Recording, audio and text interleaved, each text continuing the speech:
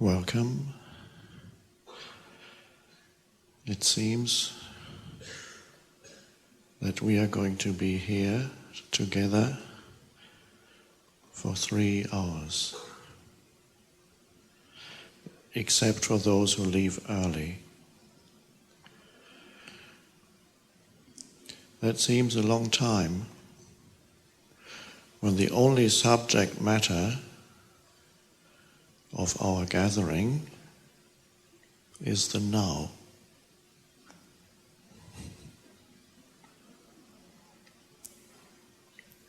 And the only real topic that we speak about is the now.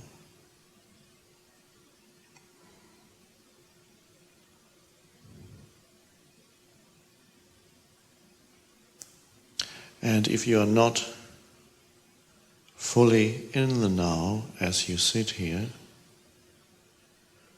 the 3 hours may seem a long time. If you're not fully in the now as you sit here, which is the normal state is not to be in the now,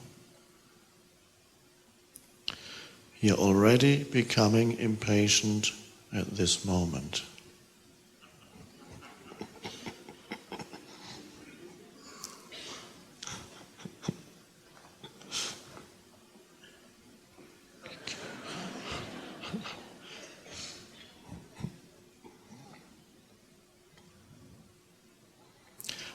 Ultimately, what that means is not that you cannot stand the speaker because he's not interesting enough, but you can't really stand being with yourself for that long.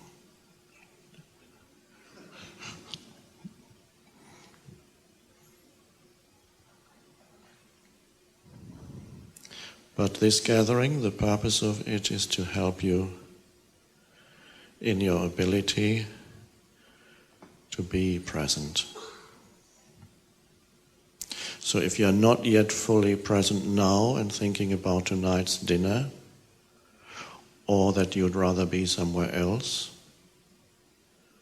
or about something that happened this morning, or 20 years ago, that's okay.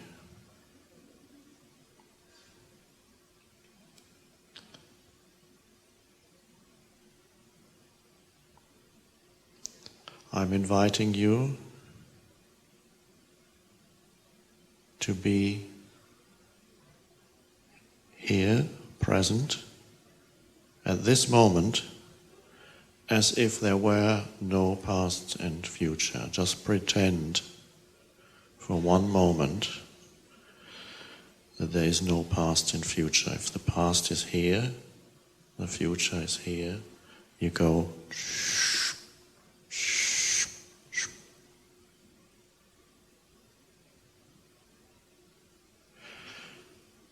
And don't move away with your attention, your conscious attention, from this moment and whatever appears in this moment. Sense perceptions, the room, visual sense perceptions, seeing, auditory, hearing, the voice, background noises, feeling perception, the body on the chair, breathing, and perhaps even the inner aliveness that is in your body. The cells are alive. You may be able to feel that in a very subtle way.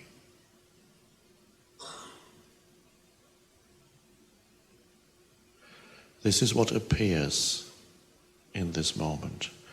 And to know it, you don't need to label it. Just look at it. Let it be. Allow this moment to be as it is. And if there's impatience with what we are doing, which is the mind saying, give me something to think about, and it's not getting very much to think about, if there is impatience, Allow that to be. Observe it. There it is, that movement.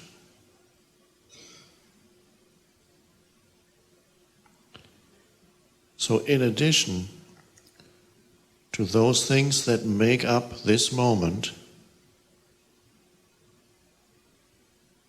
outer and inner, is there anything else that perhaps we may have overlooked?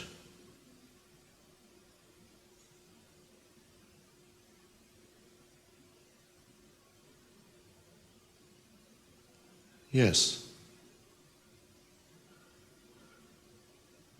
There is a presence in which those perceptions appear, are perceived. That is you. A field of aware presence.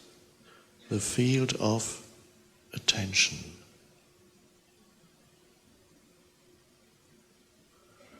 There's enormous energy in that field. And if you could sense that in the background of your life, always, but that is not a requirement. The requirement now is just this moment, because it's always only this moment. If you could sense in the background the presence that you are putting this whole puzzle together. The floating atoms and molecules become a world, but they wouldn't become a world without you, the conscious presence that you are.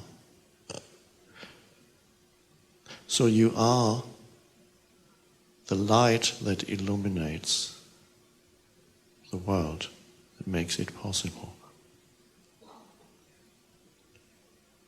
So to sense, to be able to sense in the background of your life, which is always this moment, to be able to sense in the background of the now your own presence. And you cannot grasp it because it has no form. It is formless. And then it may start with feeling the aliveness in the inner body.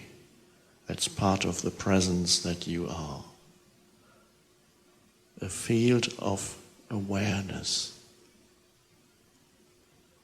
And then there's the world. There's the outer world.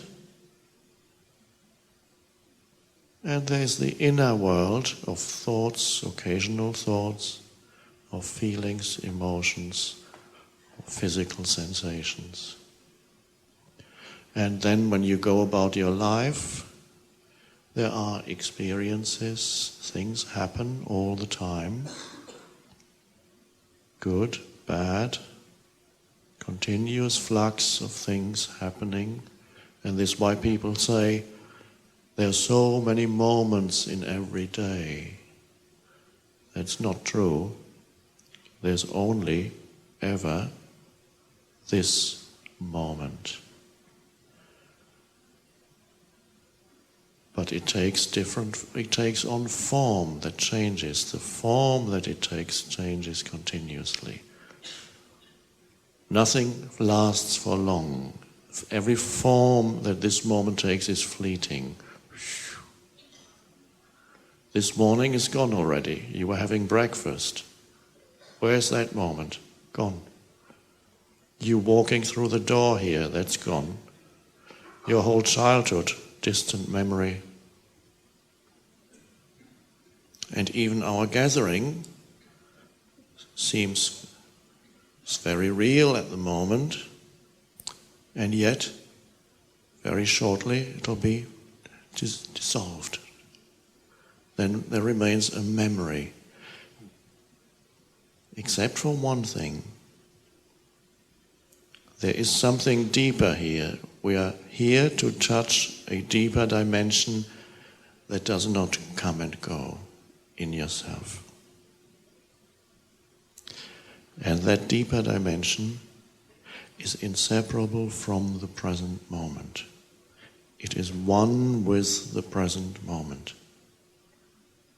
So in essence, one could say, although it sounds a little strange, that you are the present moment. You are the now, the field of now, the space of now. And you can sense that as your own presence, as you sit here, allowing this moment to be as it is and feeling that which cannot really even be named or grasped in the background of your life. Your consciousness, you could call it, and that's just another word again, a little pointer.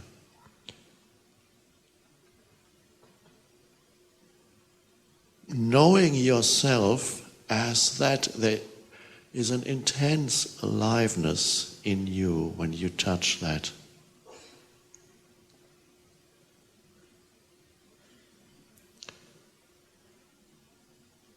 And you thought, perhaps, that all that you were, or all that you are, is confined to your personal history. What a dreadful limitation of the depths of who you are to believe that who you are can be defined through your personal history. That little story of me.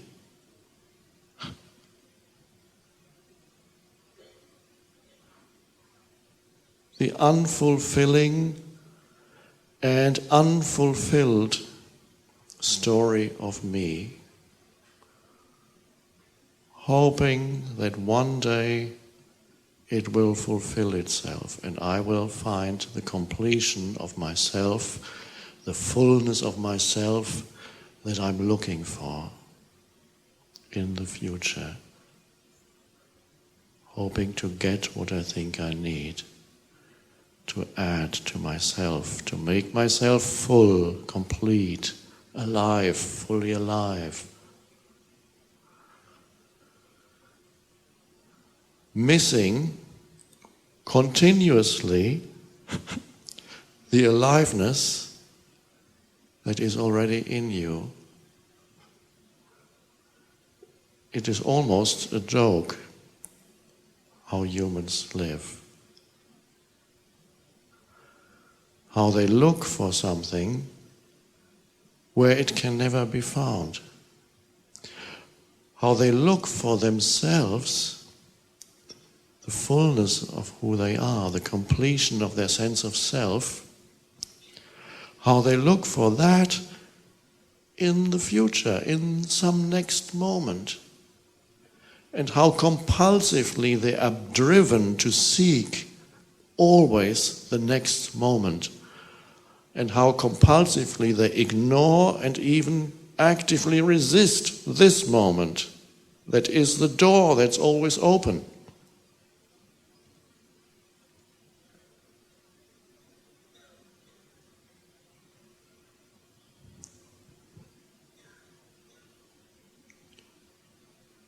Not realizing that future has no reality except as a thought in your head. That it can never come, that it can never fulfill you. You can never find yourself in it because it's only a mental concept. When it comes, the future is the now. And then again, there's the next moment where I'm hoping to get to. Now, this is not the normal way to live. Most humans live predominantly for the next moment or the one after that.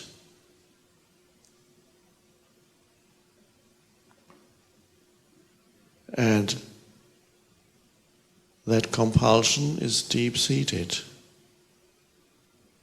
The denial of the now, which ultimately is the denial of life itself and the denial of your own reality,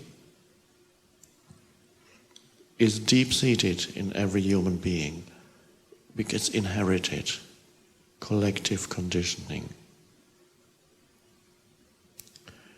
And it can reappear at any moment. Even while you're sitting here, it can reappear.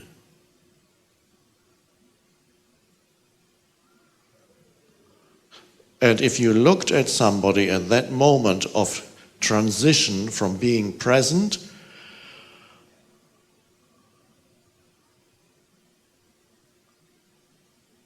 to being lost in future, which is lost in thought, then you would notice an absence replacing the presence. And you can see it in people's eyes and in their expression. It goes like this. Presence is beautiful, alive. And then a thought comes in. And it draws attention, consciousness to itself. It sucks up consciousness. And then you notice the aliveness and the power that you could see in the eyes is disappearing, and it goes.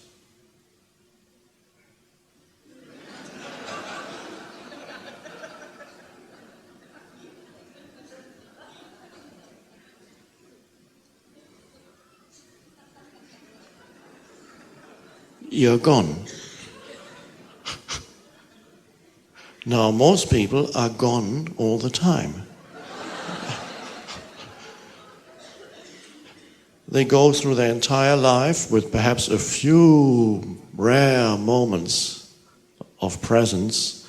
They go through their entire life being absent from the present moment, the only thing there ever is.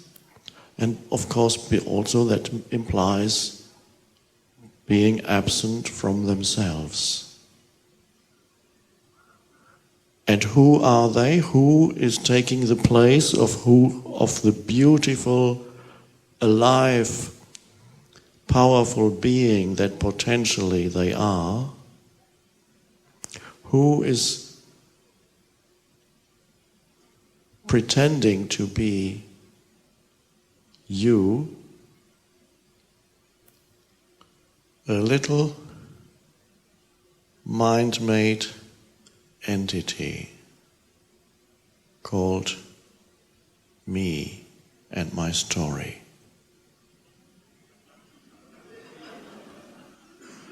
The story that has not fulfilled itself yet, but is hoping to fulfill itself at some point in the future. That's why I'm always looking there. And when you're looking to future, you are immersed in your mind, the noise machine in the head is acting.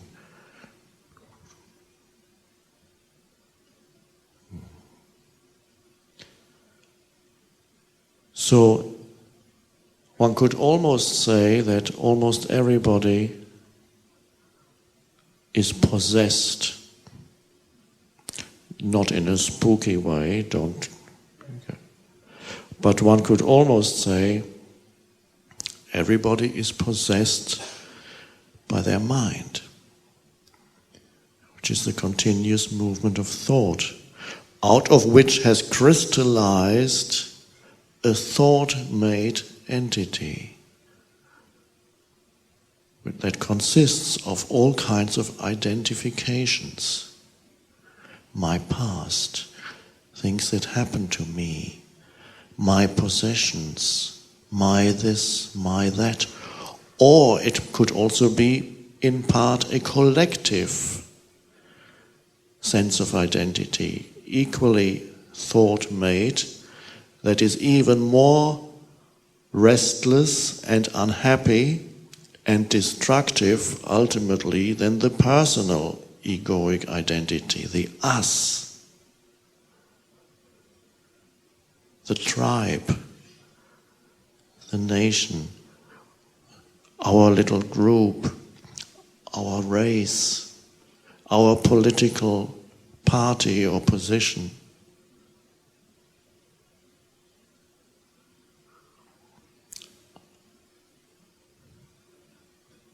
So most humans go through life mistaking the mind-made entity that lives for the next moment because it's never fulfilled in this moment, and the past wasn't all that great either. It wasn't supposed to happen. So many things in the story of me were not supposed to happen. And usually, this moment, most of the time, isn't the greatest place either. It's not supposed to happen either. I want something else, but not this.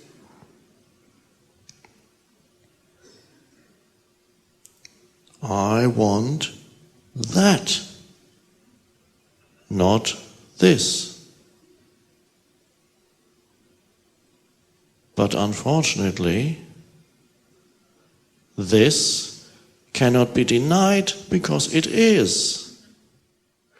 Is something you can't really argue with, and if you do, you're insane. The form that this moment takes is already as it is. But for most humans, there is the gap between I want and what is. They are not aligned. So humans are continuously out of alignment with the suchness, the isness of now. Internally, out of alignment. An unpleasant place to be, especially if you are there for most of your life.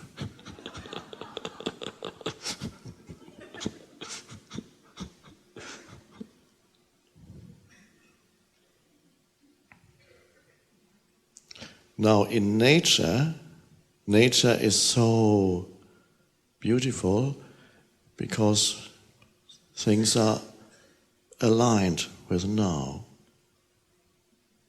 Plant life, animals, they are just present. Of course, every form has its own limitations. Animals too have their limitations, and in some ways greater limitations than humans. And yet, compared to most humans, the whole world of nature looks very sane, whereas the human world looks, to a large extent, quite insane, which means mad.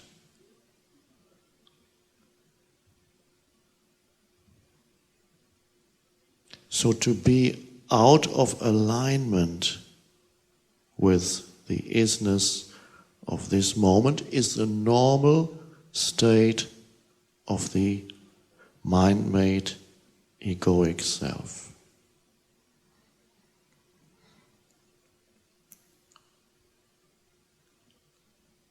How do we become free of that?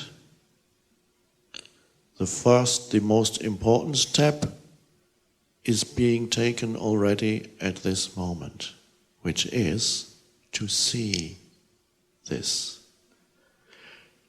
If you see that you are out of alignment or have been out of alignment with now, something arises in you, that which makes that seeing possible is not part of the egoic structure. its presence. It's only through being present that you can see the conditioned patterns in your own life. And only by remaining present and continuing to look can you avoid making the seeing of these conditioned patterns in yourself into a personal problem that you need to solve at some point in the future. The fallacy on the spiritual path of hoping, striving to achieve an imagined state of consciousness in the future.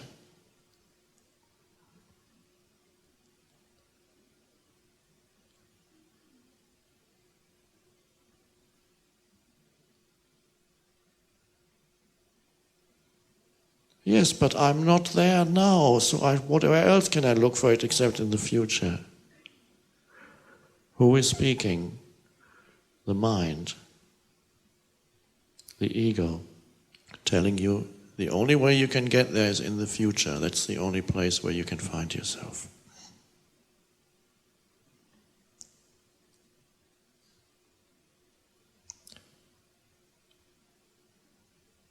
Now, am I asking you to forget your personal past? No. There's no need to forget your personal past or to forget what you have learned, your personal history. But if that gives you your sense of identity, that limits your life enormously. So remember your personal history, of course, it's fine. But don't look to it for yourself, a sense of self. That can only come out of the aliveness of this moment.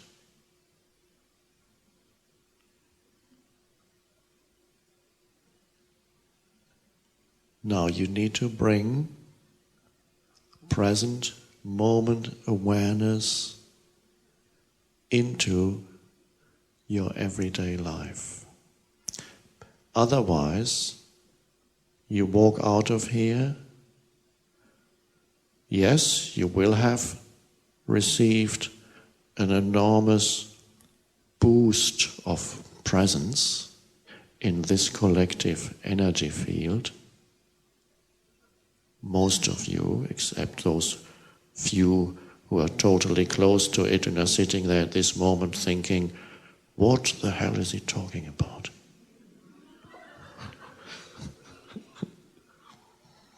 As you sit here, most of you are absorbing it as part of the collective field, which can be quite powerful when people together enter the state of presence.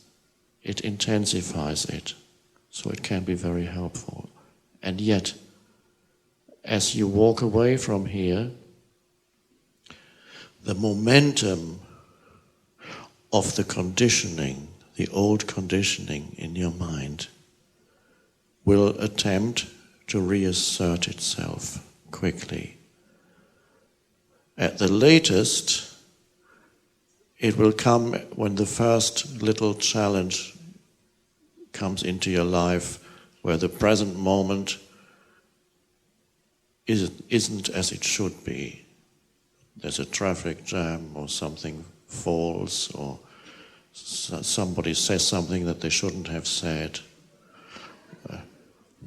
And you feel you have reason to complain again. What are you complaining about? Well, somebody did something, or the situation you're complaining about the now, which the egoic entity loves to do, because it strengthens itself through every little internal. You don't have to complain out loud. It's enough to complain in your head, which for some people is 80% of their mind activity. And they go through life unconsciously looking for the next thing to complain about. Let's hope they don't find you, because they find you, very soon they will find something in you to complain about.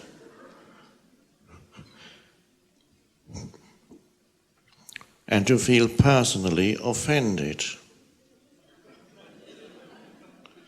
And in that, the ego, in its imaginary sense of self, feels stronger for a moment.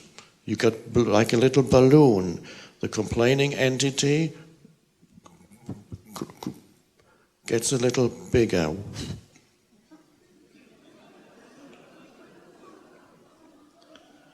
And you feel, I'm more fully myself now, because I'm complaining about something. And again, it's unconscious, and another unconscious aspect of this is that for that moment, the ego feels superior to the person or the situation that it is complaining about. That's in another fantasy, of course. An imagined superiority, because when you can complain about a situation or a person, what he said and what he did and what they did and shouldn't have done and whatever, it could even be the weather. Why don't the government do something about the weather? It's a little exaggeration, but it's almost like that.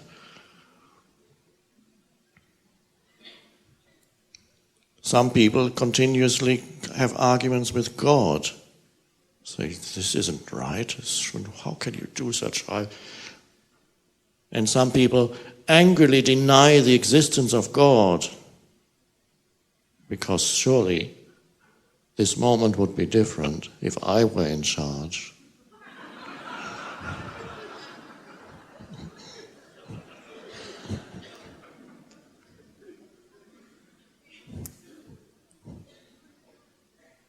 So there is an imagined superiority when you complain about something, because you feel superior to what you complain about. You're morally superior now. And you're very right and somebody else is wrong. Oh, that's great. That makes me feel much bigger, says the ego. The ego loves to be right. Now, to be right, unfortunately, somebody else has to be wrong.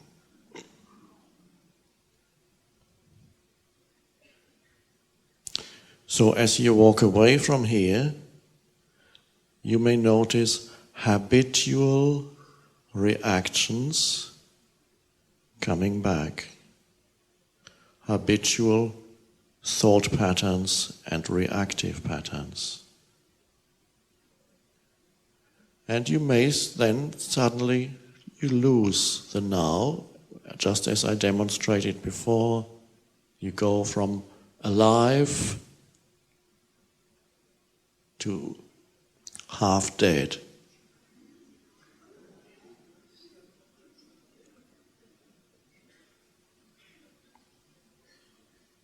When you meet a person like that, you know they are not really there.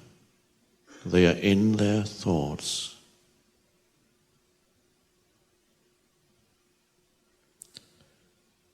But in most of you, there is enough presence to notice very quickly when an old pattern, conditioned pattern comes back, a reactive pattern comes back. And after a short while, you see it for what it is. So you're no longer totally in it. The moment you notice, you see, you are aware of an old pattern in you, you're no longer trapped in it. The awareness frees you from it. You become present again, and you have a choice then. You choose to be in this moment instead of complaining about the traffic jam or whatever the situation is, or the bad food that you are given in the restaurant. Am I saying that whatever happens to you, you are to say yes to? Only internally, not necessarily externally. Why should you accept a fish that's gone off if you're ordering fish? It doesn't smell good anymore, and it costs 20 euros on the menu. So some people misunderstand this teaching and think, okay.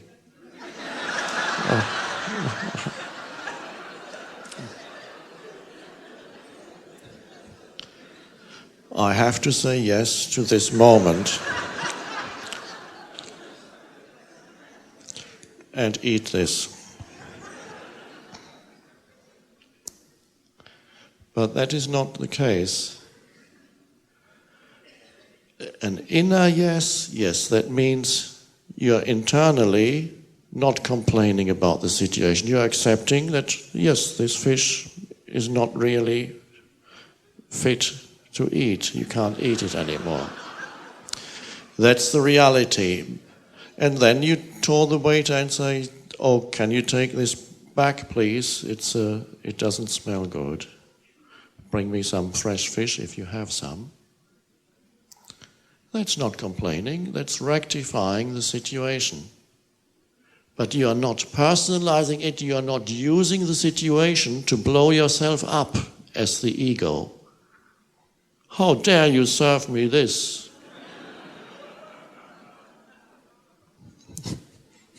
Me, to me.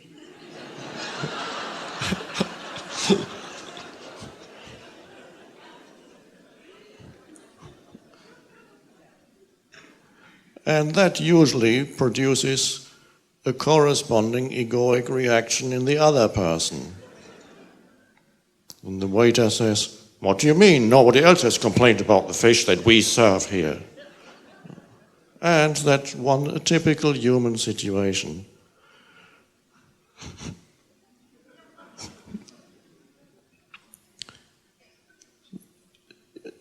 So very well, it is possible that quite often the situation may require a firm no. I am not eating this. And yet, do you notice a difference between the complaining no that feels personally offended and a clear no, this is not what I want, please take it back? Internally, there is still an acceptance of the fact that this fish you don't want to eat and you should take it back. That's fine. So it is, as I mentioned briefly in The Power of Now, what you may remember, it is a high quality no. And high quality no's are fine. They are often required in life. Now, if you were stranded in some place and there's no food and the only food there is this fish that doesn't smell good, you may have to eat it. And then you say somebody gives it to you and nobody else is giving you any food and it's the only food there is in that place, then there would be the internal and external say, yeah, okay, I'll eat this because there's nothing else to eat. That's fine. So at times, you go along with the situation. At other times, you may have to say no. And yet, without the egoic involvement in the no that makes somebody wrong and makes yourself right, then life unfolds with much greater ease. You are less likely to fuel the unconsciousness in others if you are conscious. If you are not there as an egoic entity needing to be bigger. So you're less likely, and so your state always transmits itself to others. Whoever you come into contact with, your state of consciousness transmits itself to others. And the more unconscious they are, the less presence there is in them, the more they will react and reflect back to you your state of consciousness. In order not to compulsively reflect back to people their state of consciousness, there needs to be great alertness and presence in you. And so let's reverse the situation in the restaurant. You are the waiter, and the customer says, "How dare you serve me this bad fish?" If you are present, this is the isness of this moment, an angry customer wanting to be right and wanting you to be wrong. And you see that. You see it without needing to label it. You see there's the human ego, and it does what it always does. That's all.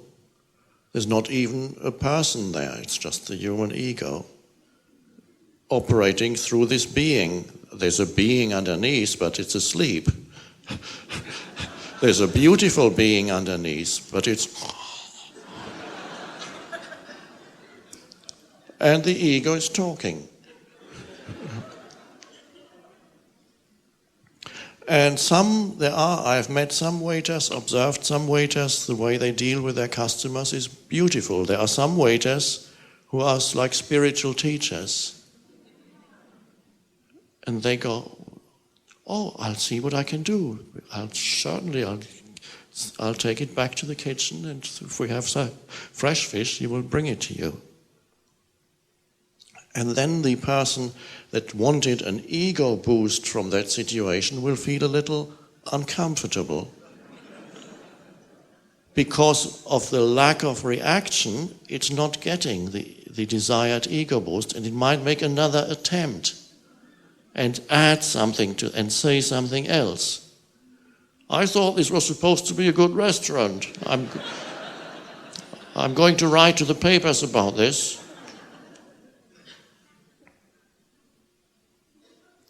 And again, the conscious waiter doesn't react to this. "I'll see what I can do." And then either comes back and says, "We have no more fish," or brings something fresh. So you will be confronted continuously in this world with people who want to use you without knowing it to enhance their sense of self. And if you then resent that, I resent that you want to use me to enhance your sense of self. You're personalizing something that looks personal but isn't personal at all, because the ego is a collective entity. There's nothing personal in it. It is a form of unconsciousness that many humans in their current evolutionary stage manifest. That's all. Nobody there.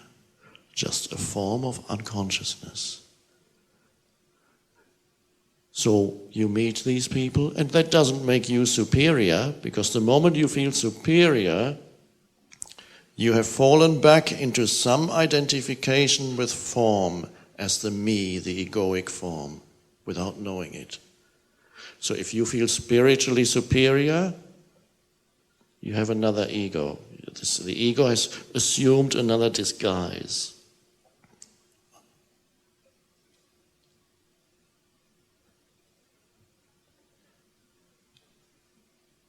So as you walk away from here, you will encounter many situations where the world, often in the form of other humans, most of the time, will pull you wanting to pull you back to its own level of consciousness, wanting you to participate in the game of feeding egos and using others to feed yours.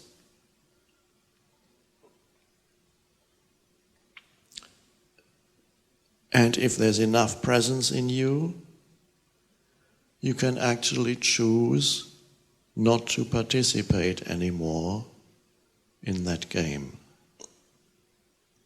You can remain clear as people attempt to get some emotional reaction or mental reaction from you.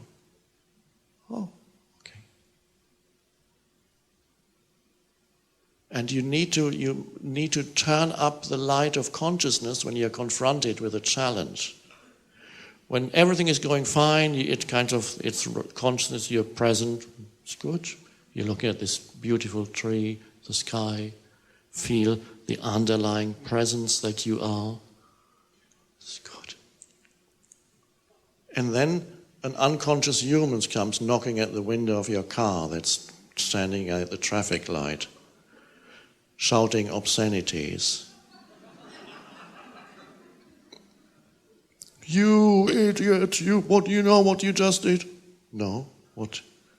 You might, whatever it is. It may be totally imaginary. He needs an outlet for his emotion he's been carrying for 3 or 4 hours. And he's chosen you.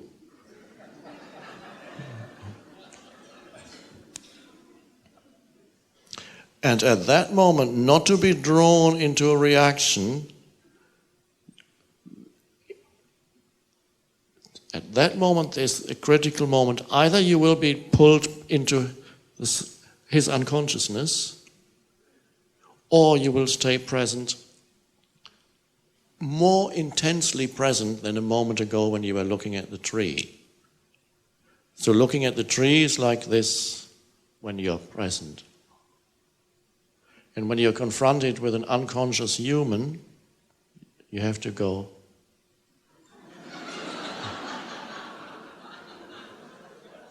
You have to look almost like a Zen master. Not quite as fierce. And you have to be in touch with your whole body in that situation. You can't just be in the head. It's only if you feel the entire energy field of your body, the inner aliveness, that will provide the anchor for staying present. And you can feel it's almost tingles sometimes when you're very much in there with your attention. And that anchors you in yourself, your true being, and prevents you from losing yourself in some egoic reaction, emotional, mental reaction, calling the other person an even greater idiot in order to compensate for the ego loss. Because to the ego, when somebody calls you something, it's like the ego feels injured in its artificial sense of self, as if somebody had come with a hammer and knocked off part of you. When somebody calls you, you idiot, it feels to the ego as if somebody had come with a hammer and knocked off part of who you are. And the unconscious repair mechanism immediately jumps in and will call the other person something else, even worse, so that you can repair your diminished ego. When somebody insults you, the ego feels diminished in its sense of self. It then automatically reacts and insults back, if possible, even worse, and that is the automatic ego repair mechanism,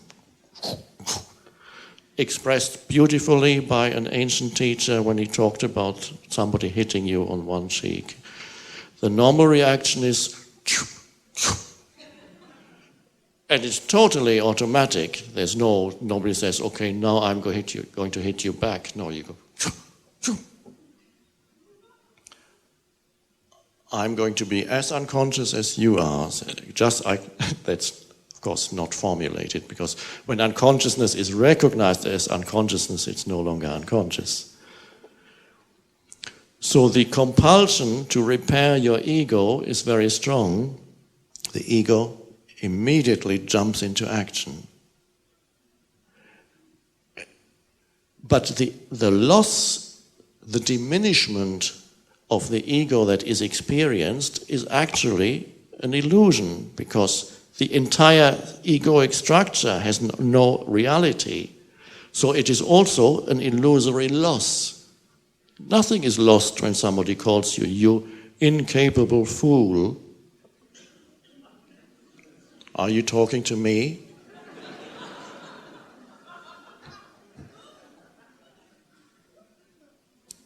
Now, if 10 people within the space of a week in your new job call you incapable, there may well be something to look at in your life.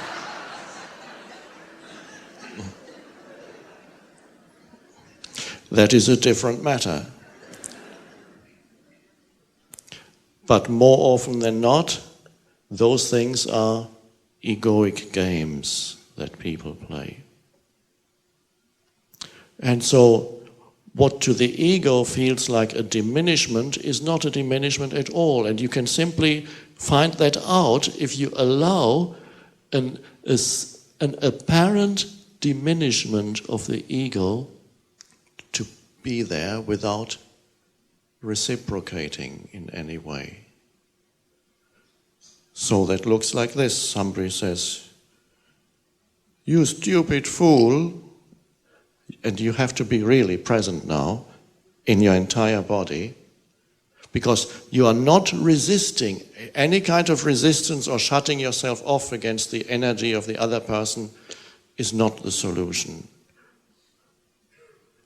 It's intense presence. "You fool."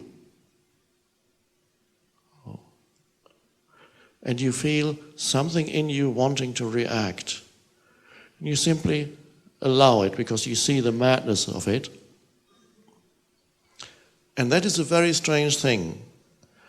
If you allow what to the ego feels a diminishment, just to be there,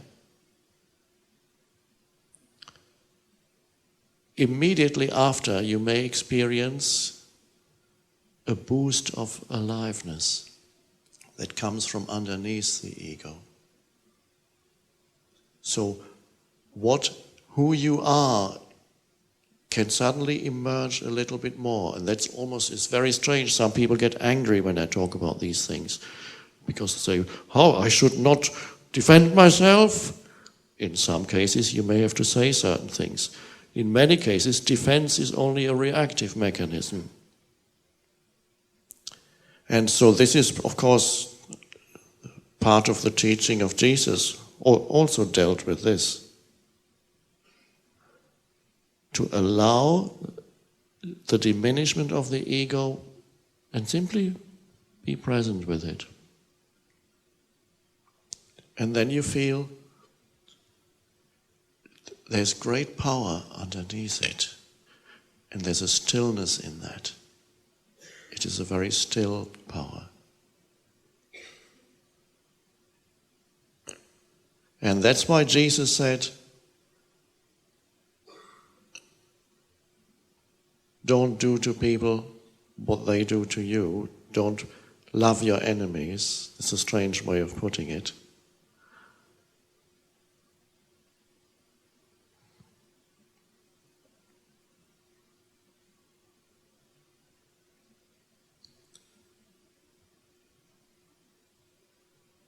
Similar case would be to be wrong in a discussion.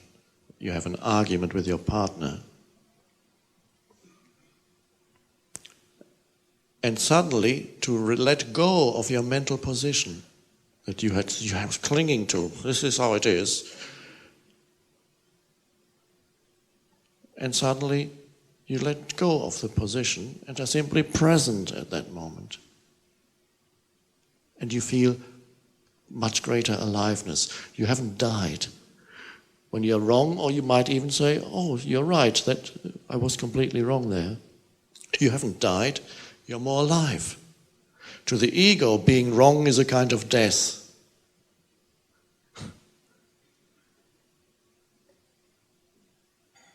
So bringing into everyday life presence. What I've said here, what I'm saying here, implies that there is enough presence power in you, so to speak, so that you can be there when those things happen. You can be there as the witnessing consciousness when the old patterns are happening.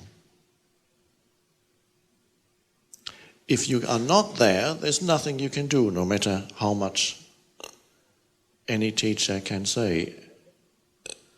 If you're totally identified, there's nothing you can do because you don't even know what you're doing.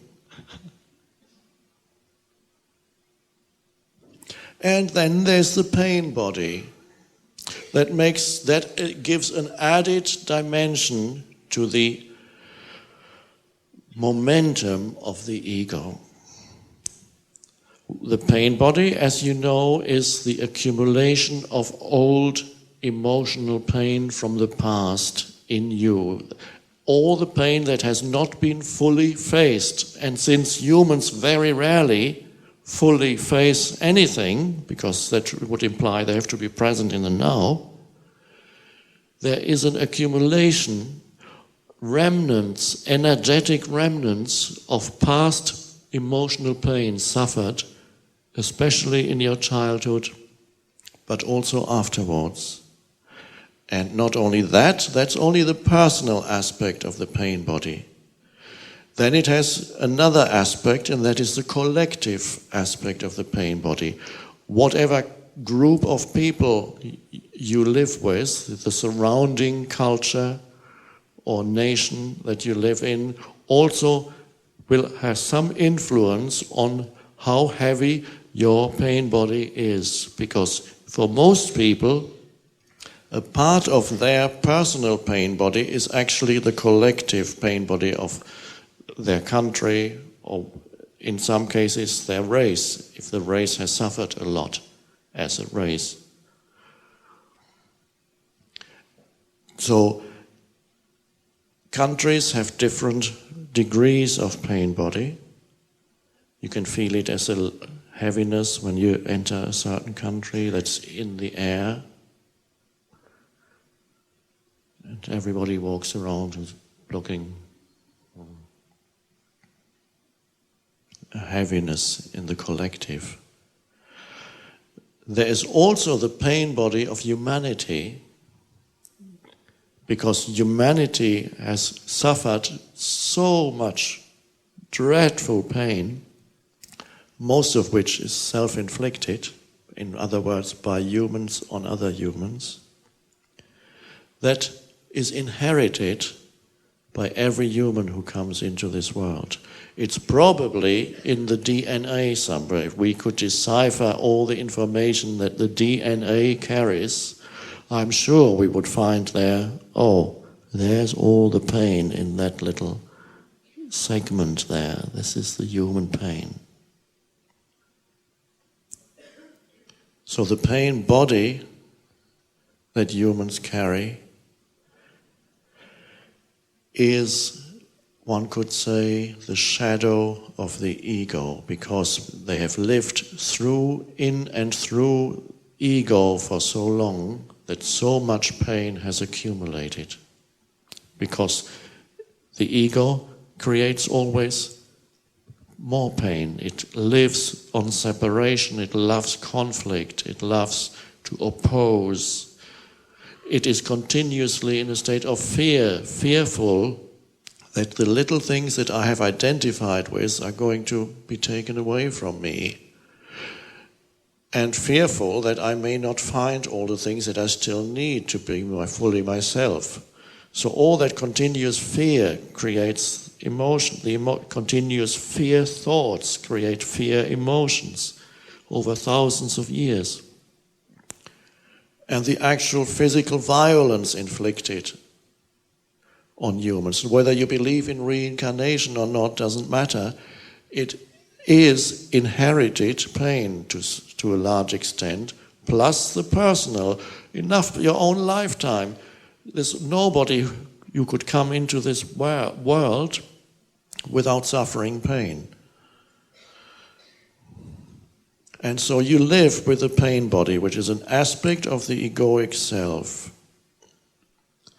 And as you probably know, the pain body for most people is sometimes dormant and sometimes active. When it's dormant, it's just in the background, or you may not notice it at all. And all there is, of course, is still the ego playing its games. But at times, the pain body arises, needing to feed on the experience of further pain. So it works in conjunction with the egoic mind structures. It's the emotional field that lives in you as a little entity. I saw this film. There's a character in The Lord of the Rings that to me is a beautiful image of the pain body, a little devious being. And that is really an image of the human pain body, the emotional entity that lives in you and is cunning and knows exactly when the right time has come to move, to rise into your mind. And then the emotion, the old emotion in you is looking out through your eyes. And that is another thing I've already demonstrated, what happens when presence is obscured by identification with thinking, the lifelessness that comes. Now, a somewhat different thing happens when presence is obscured by an arising pain body. Something different then comes through the eyes, and not only through the eyes, it emanates, when it's strong, it emanates through every pore of your body. And people around you, if they have a minimum of sensitivity, even if you did not utter a word and try to smile, they could sense the energy that you are emitting at that moment, and it would feel heavy. Some psychics may even see it visually as dark force coming out of you. But let's just talk about the eyes. When the pain body rises, then this raw, painful emotion that is looking through your eyes out into the world. And it's looking for some feedback of pain. Who can give me more pain? Sometimes it will inflict pain so that it can experience a dramatic, painful situation. Or it may provoke someone or a situation so that I get an emotional feedback. So it looks, and it's cunning. It knows the right moment to come up and look through your eyes at the world. And occasionally you meet people in the street or in a place and they are looking at you, and you know there is an active pain body looking at you. And it's better not to interact too much with that person unless you are so present that you can stand and look back into the eyes of that person without feeling corresponding emotion. You look into the emotion, the turmoil of it, holding that you're feeling, sensing the power of presence, that ultimately you are. And that is like probably what Jesus did, who walked around continuously meeting, as it's described in the New Testament. Every village he went into, every town he went into, it's to say he meets all these people possessed by evil spirits. Are there so many people? Can there be so many people possessed by evil spirits in every town, in every village? Or is that just one way of putting it? And his presence was such that he only needed to look and the pain body would shrink.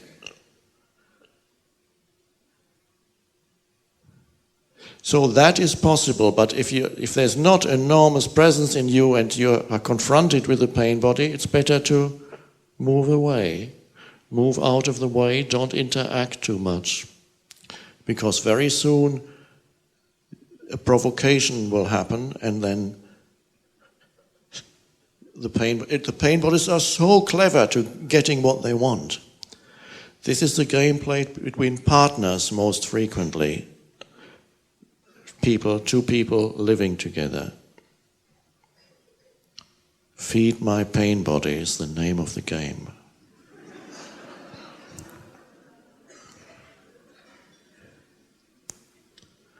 And so that, if ego were not enough, pain body amplifies or magnifies the madness of the ego. They work together. They are ultimately one. You could say pain body is the emotional aspect of ego. So humans live with old pain that periodically needs to experience more pain. Now, recognizing it in others, of course, is easier than seeing it in yourself. You can probably see it in your wife or your husband when it happens. Now, that's already great, because then you don't mistake the pain body for who that person is. Periodically, most people who live together as couples will go through their pain body episodes. And usually you know it is pain body when a relatively insignificant thing that one partner says or does provokes an enormous reaction in the other person. That means the pain body is using it as an excuse for coming up. And once it's taken you over, it wants more. It doesn't want an end to the pain. It doesn't want peace. It wants more, until it has fulfilled itself for a while, taken on enough new energy through the feedback of others. Or if you're a hermit or live alone, the pain body then will have to look to your thoughts to feed on. In that case, when the pain body awakens, suddenly your thinking will turn very negative. Every thought will say something negative about yourself, or about the world, or about other people, or about the place where you live. Anything, but it's all negative. It's all dreadful. My life is dreadful. People are all dreadful. Or it may focus on one person that once was in your life and that spoiled the rest. Just knowing that person spoiled the rest of your life. My ex-wife, my ex-husband, whoever it may be, my mother, my father, what they did to me. And I'm not saying that humans do not do dreadful things to other humans. Yes, they do. But is the emotional residue left by something dreadful that somebody did to you once, and the memory left by something dreadful that someone once did to you, is that going to determine who you feel and think you are? Is that becoming the foundation for your identity, for sense of self? Do you want to give so much power to an unconscious person that years ago was in your life? Unconsciousness, and make the memory of pain and the feeling of emotional pain into part of who you are? How dreadful. And yet many humans are so identified with the emotional pain they feel that they don't want to let go. They feel this is who they are. They talk about, they may even say, I'm a survivor of this or that. It's wonderful that you survived this dreadful thing that happened to you in your childhood. It's wonderful. But to make an identity for yourself out of that limits you enormously. What a dreadful limitation. If for the rest of your life you are a survivor of physical abuse. You make yourself very small. And you say, this is my identity. And then the resentment or the grievance remains as a thought form in your head that needs to be revived periodically. You need to think about what somebody once did to you. And then you feel the corresponding old emotion. And so people then become so identified with certain thought forms, old thought forms. The thought form has self in it. I am that thought. I am the grievance. I am the resentment. The resentment is an essential part then of the ego. So some egos they don't consist of many different things that you identify with. There are some egos that consist 80% of one chunk of memory or emotion. One huge grievance that has taken hold of your mind and wants to stay there for the rest of your life. So we all meet people like that, and again, if you see it in yourself, it may not. Some of you may have a little bit of that. Also, I'm just describing the more extreme forms that are also quite common.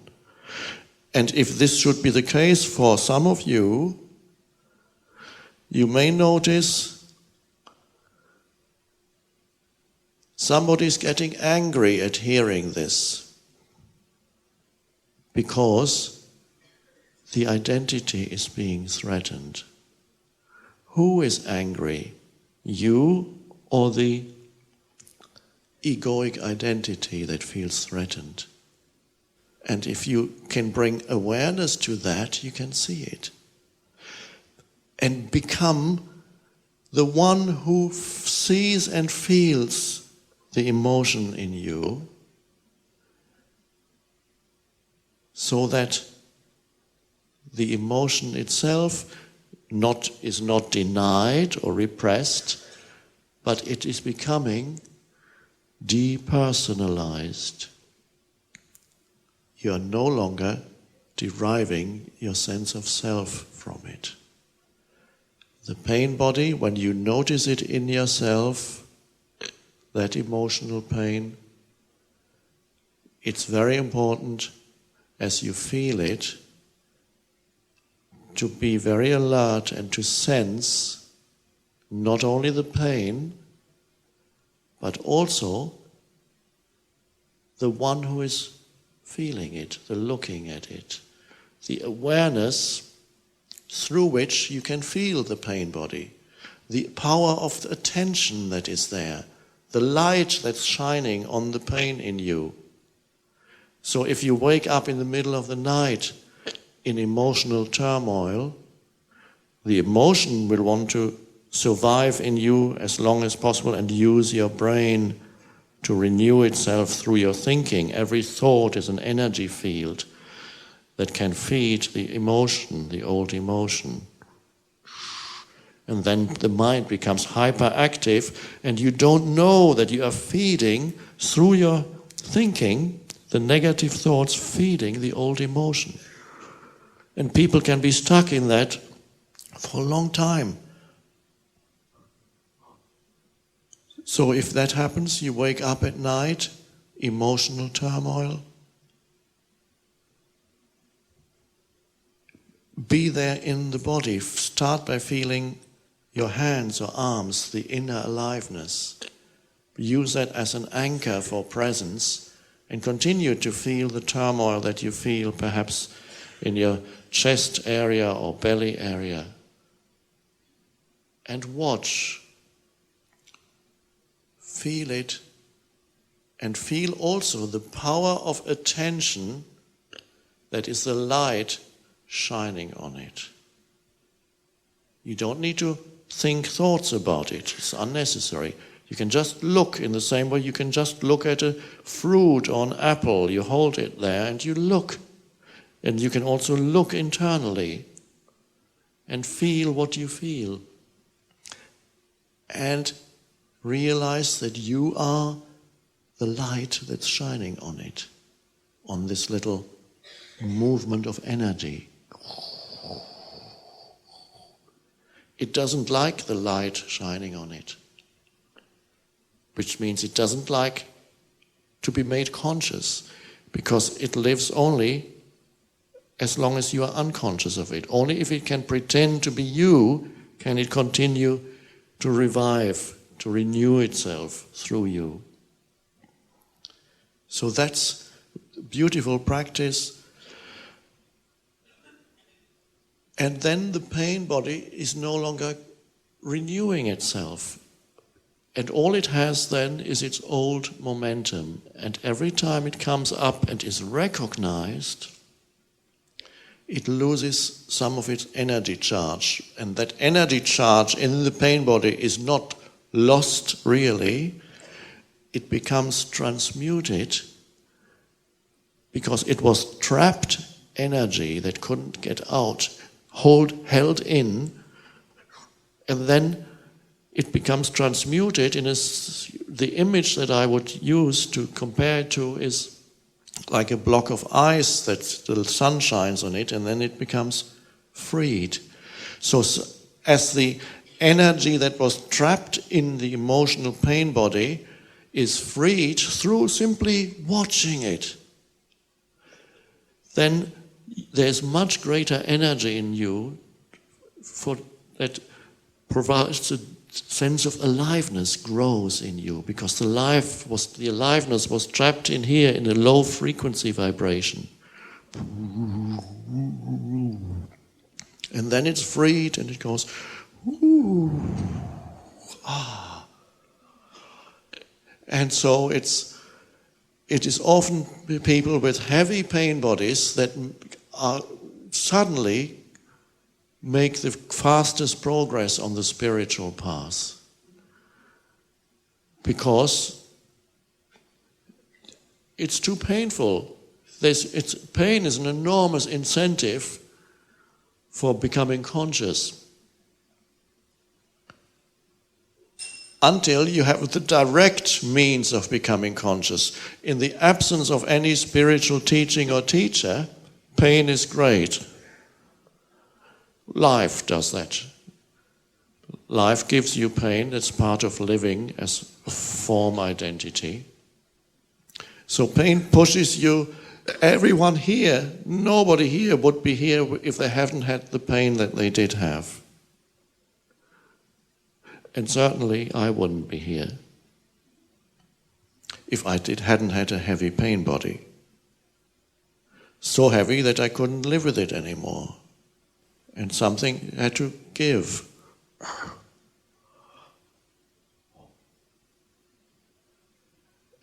And then you realize you reach a critical point where pain ceases to be your spiritual teacher. But it's brought you to this point. That's great. It's worked. It worked.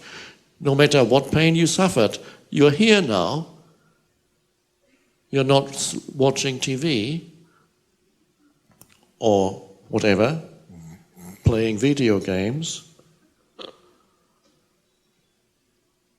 So it's brought you here.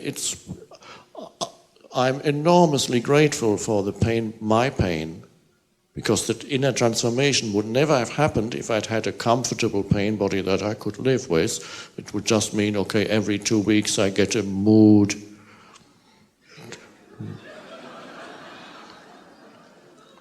Or I throw something at my wife or whatever. But not so bad, and then after a few hours I get out of it again. But a pain body that wakes you up every night and you're actually shaking in agony of fear, a pain body that makes the whole world appear like that almost, as Jean-Paul Sartre once described in a book, nausea, the whole world gives you nausea, makes you feel sick. That's hard to live with. And so life always gives you exactly what you need. You've had the right, all the pain that you needed, you have had to bring you here. Some needed a lot of pain to get here. Others may only have needed a little. That's fine. And then comes a point where you realize, I'm done with pain. I don't need it anymore. Now, when that realization comes, you no longer create pain for yourself. And how do you do that? Simply by becoming externally aligned with this moment. Because it's only that which really creates pain. And what happens to your pain body then when you say, I'm done with pain? That will still come up occasionally. Because it has old momentum. Its old momentum is still there. And it goes rum, rum, rum. But then a bit more slowly. Rum, rum, rum, rum. Oh. It's gone.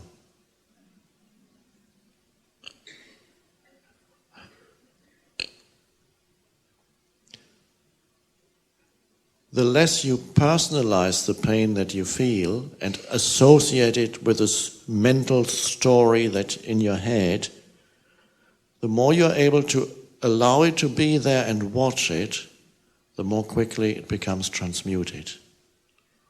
And it becomes fuel for your consciousness. The pain becomes fuel for awakening. So that may be the reason why there is so much pain. But don't tell anybody, because not everybody is ready to hear this.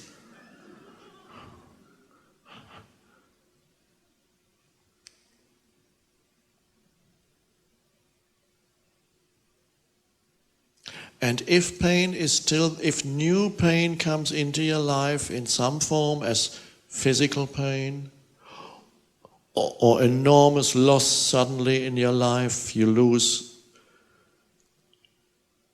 someone close to you, your job and your home, all within the space of 3 months, and I know people to whom this has happened. She left me, I lost my house, they sacked me from my job, and the stock market has collapsed. And then I crash my car. And then the doctor says there's something wrong with the body.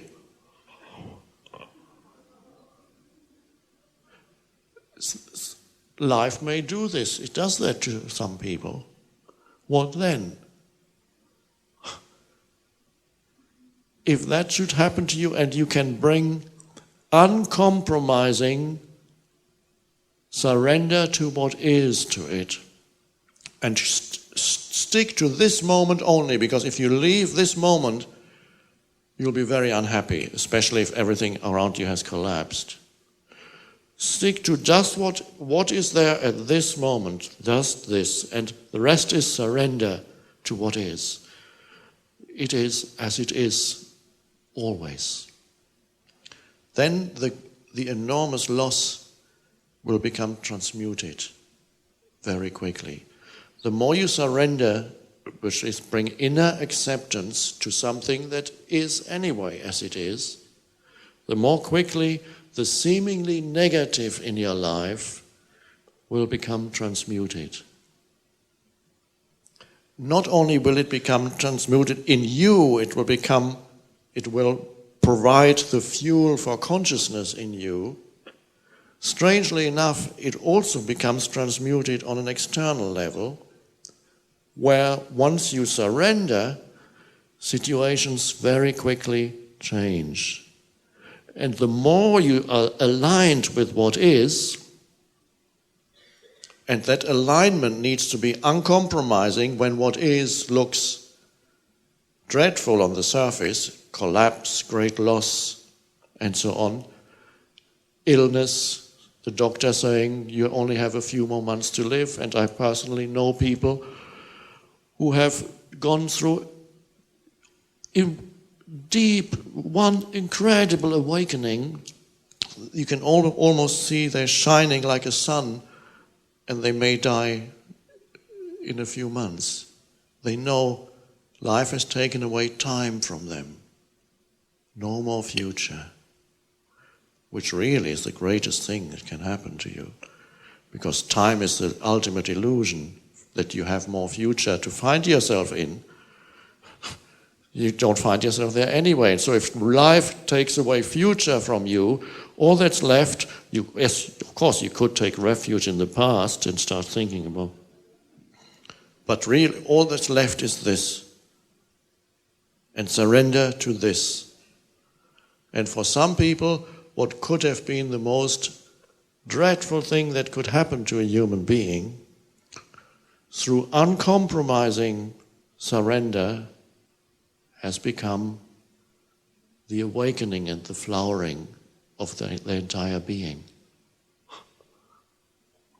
So if you encounter great suffering, external things going wrong in your life, it is truly a great opportunity for transmutation. A very great opportunity. And in the absence of that, you will have to make do with all the little things that continuously happen in your life. The unconscious humans you meet, the egoic entities, the little egos that meet every day, wanting this and wanting that, and the pain bodies wanting something from you. You have to work with that. Bring the yes to that.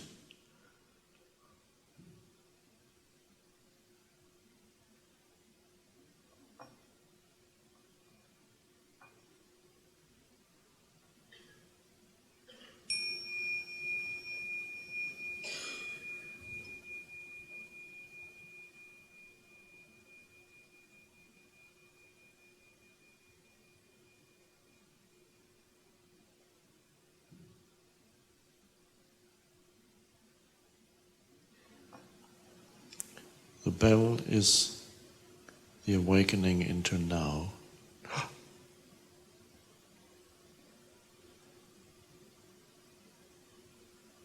And the bell for you can be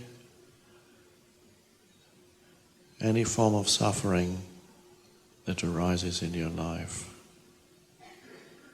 little or small. Let it push you back into presence.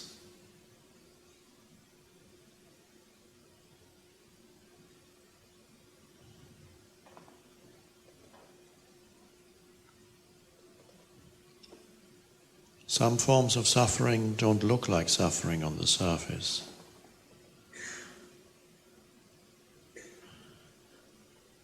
Anger. While the ego is angry, it loves the anger. It doesn't look like suffering at all. But if you could examine what happens to the body, the physical body, while that is happening, you would see that it affects many functions of the body. The body suffers when there's anger, but the ego loves it.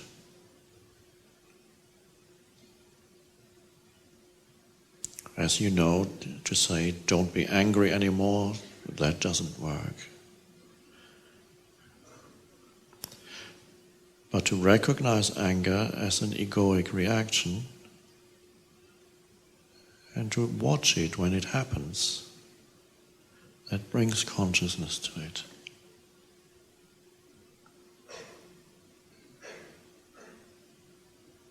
Feel the energy of it.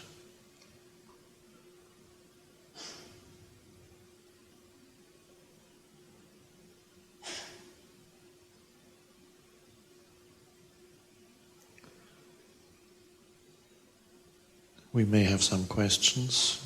There are one or two questions somebody just gave me.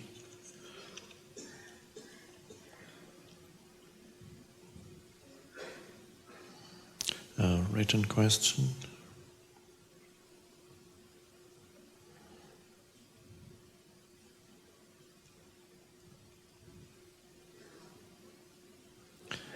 I'm a woman, a widow, and I had a very fulfilling love relation to a married man during 8.5 years, who was very lonely and unhappy with his wife.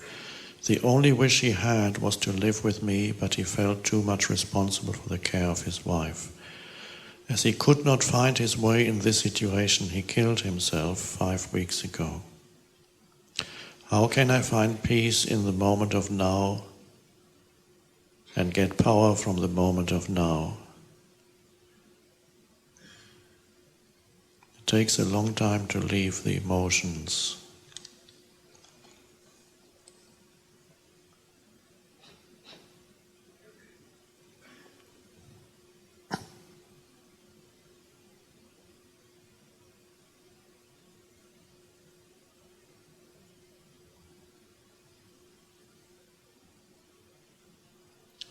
It seems that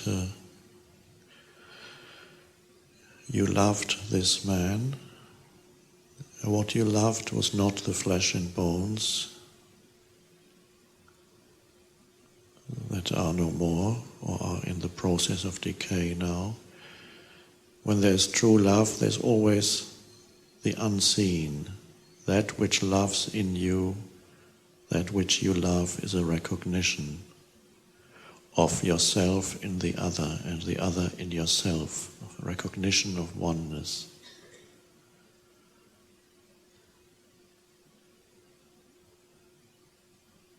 The flesh and bones, and also the story that in many cases is a tragic one in many people's lives.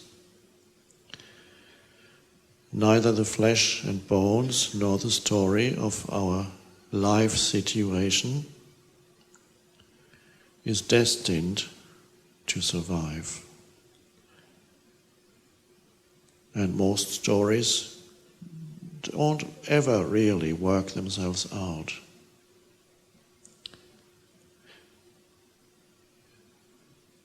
It seems when somebody dies too soon or in the middle of a seemingly unfinished situation, or when a child dies, or somebody dies through an act of violence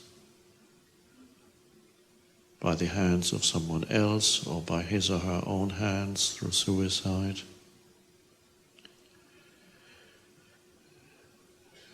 It makes it a little harder to accept for those left behind.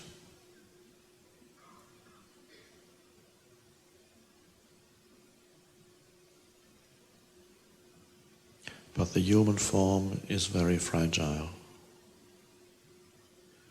There's no guarantee that any one of us, as this physical form, is going to make it even to the rest of this day, the end of this day.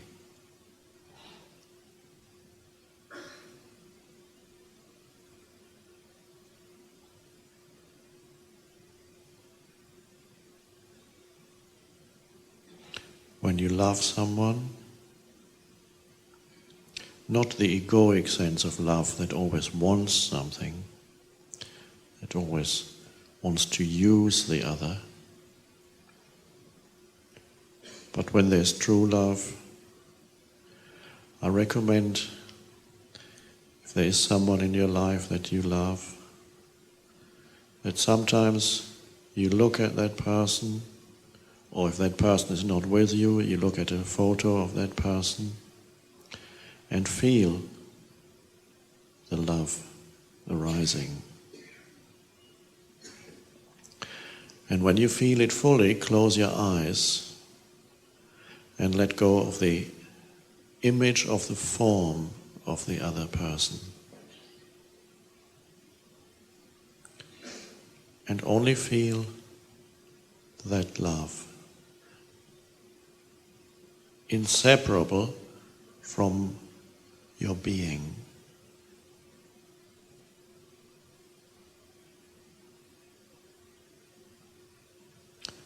And then the other, not in form, is also present there. Because that which you feel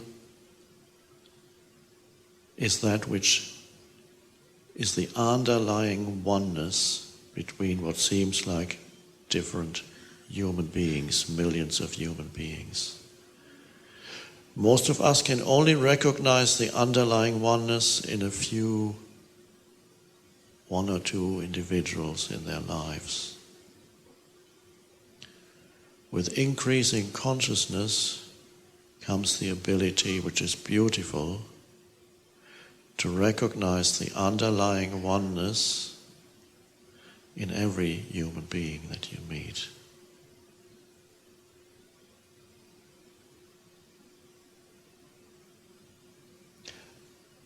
And that recognition is love, and it has ultimately nothing to do with the form of that person, the physical form,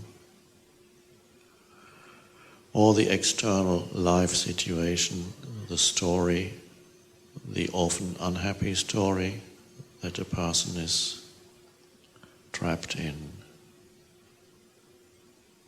It goes beyond that.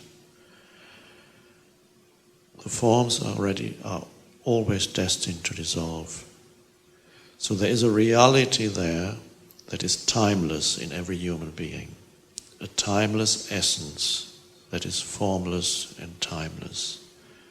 Love is the recognition of that essence in the other through your own.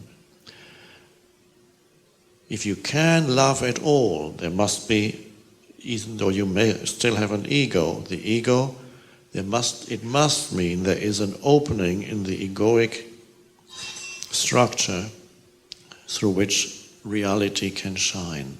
And it's only through that opening in the egoic structures true love can appear. So if you love that being, feel that love in yourself and feel the presence of the other, ultimately not separate from who you are.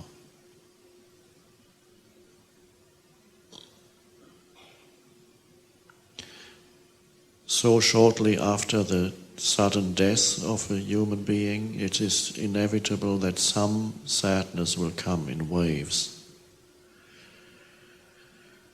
And that is simply something to be acknowledged and accepted. When the sadness comes, and after somebody has died, in the weeks after that, days, weeks, sometimes months, you feel waves of sadness coming and then leaving you again and then coming back. And when that happens, surrender to the sadness that you feel, and if you have to weep, allow yourself to weep. Focus even attention on what you feel and surrender it completely. Surrender to that. When you surrender to sadness, accept that it's there. Don't feel I shouldn't be sad or this shouldn't have happened. This surrender means there's no arguing with this moment and there's deep sadness.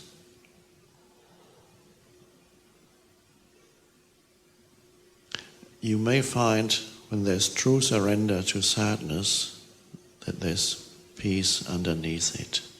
One could almost say you see the other side of sadness as peace. It turns around. And you can be weeping and feel inner peace at the same time. The weeping is to do with the form that has dissolved. And when the acceptance of that is there, the inner peace is to do with the recognition that life, that is the essence of each human being, does not die.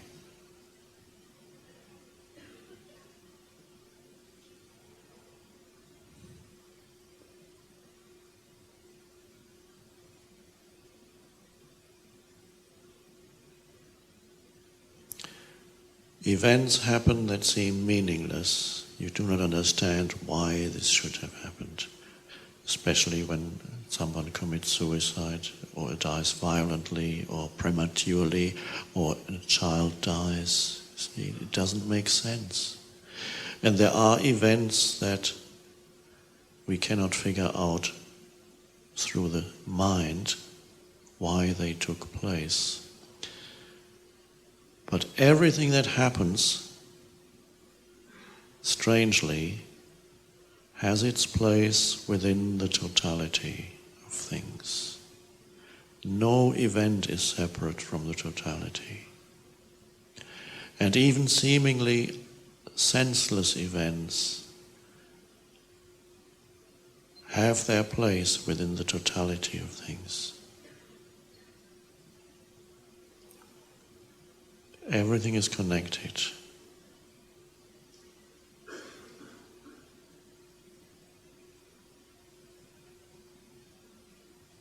And once you can accept that, you don't try to find some explanation, work out in your mind to make you feel better, work something out. And this is not what I want to give you here. Work out some explanation in the mind that gives you some consolation. But it's more, it needs to be something real. And the answer is in the love that you felt. And if you don't mistake the love for the form of the person, can still feel now. That is real.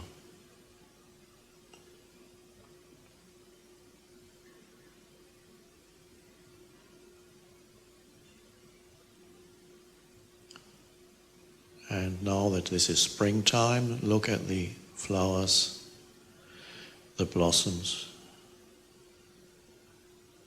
and feel that that too is an expression of love.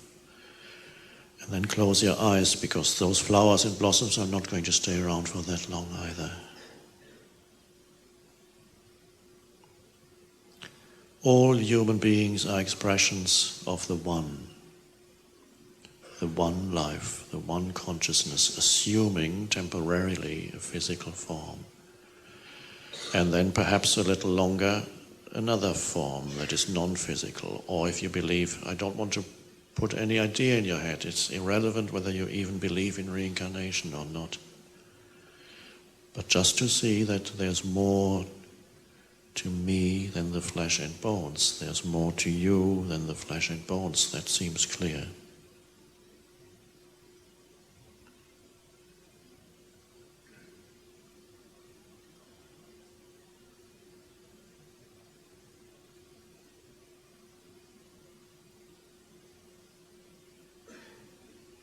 You can find your loved one in every flower that you look at.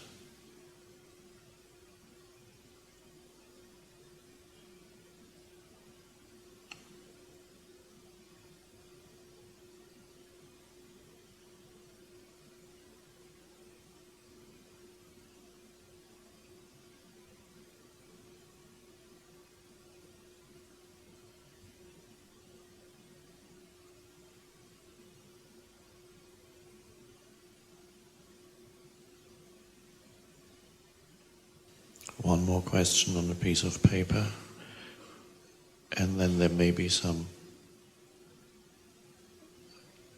questions that some people may want to ask.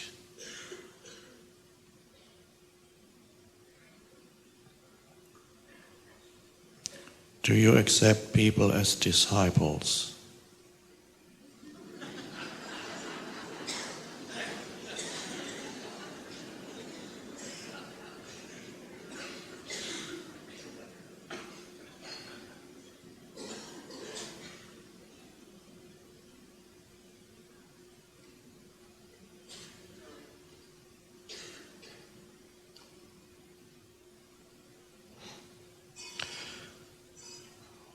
Well, you may know the beautiful Eastern saying, I don't remember whether it is from Sufism or some other Eastern tradition. The teacher and the taught together produce the teaching.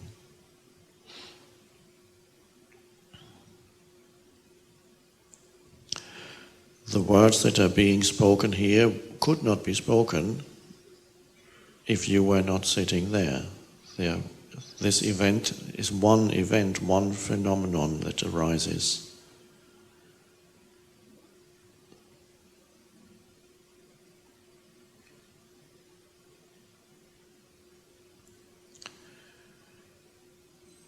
I do not see myself as a teacher. It is not an identity. Simply a temporary function. It looks as if this form were a teacher. That's not quite right.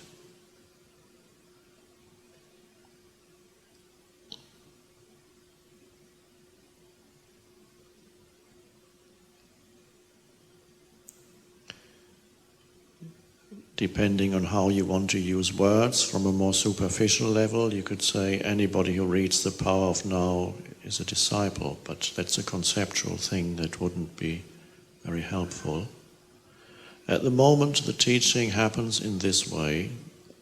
There are no disciples as such, and it is spreading to many thousands of people. What form the teaching will take at any time, I don't know. Everything is continuously changing.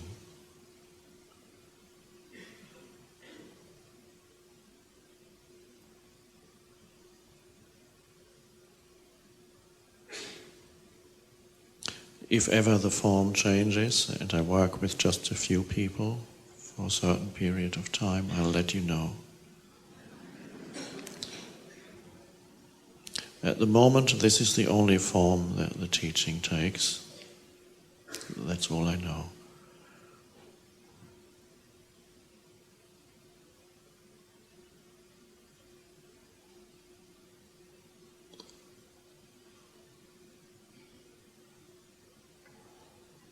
If there are any questions, before anybody asks questions, just a little reminder. If possible, ask questions that are vital and alive.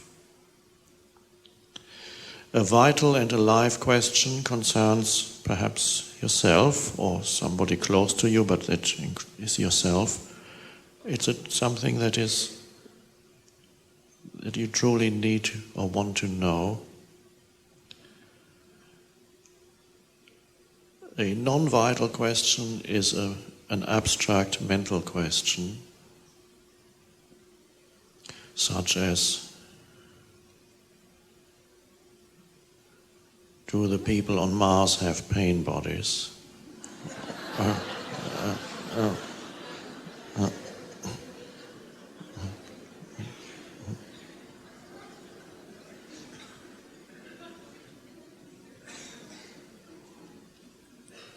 Or your concept of this or that doesn't quite agree with what I read somewhere else. So those are questions that are not truly alive. The mind likes to play around or be right or say, this is in exact contradiction to the ancient scripture, so such and such. Could be, if one looks at the surface of things, things are full of contradictions. If you only look at the form, every religion seems to be totally different. If you look a little deeper, it's all one.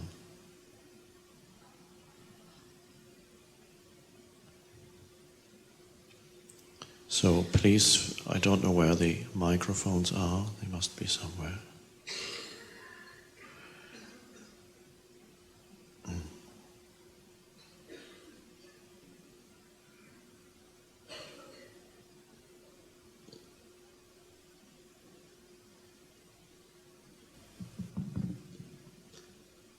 Hello.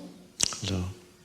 My name is Margaret, and I have one situation what I would like to tell. Last night, after your teaching, I came home cold, tired, hungry, etc. And I fixed it. This morning I woke up with this terrible headache, which is familiar to me, and the name is migraine. What I did, because I wanted to be here again today, what I did was I took a lot of medication, which was effective, so now I am here. But my question is, I ask myself if this is the most effective way that I'm dealing with it, and maybe I would like to hear your view on this problem, which is happening more often in my life. Thank you. Am I expressing myself clearly? Yes, thank you. Okay.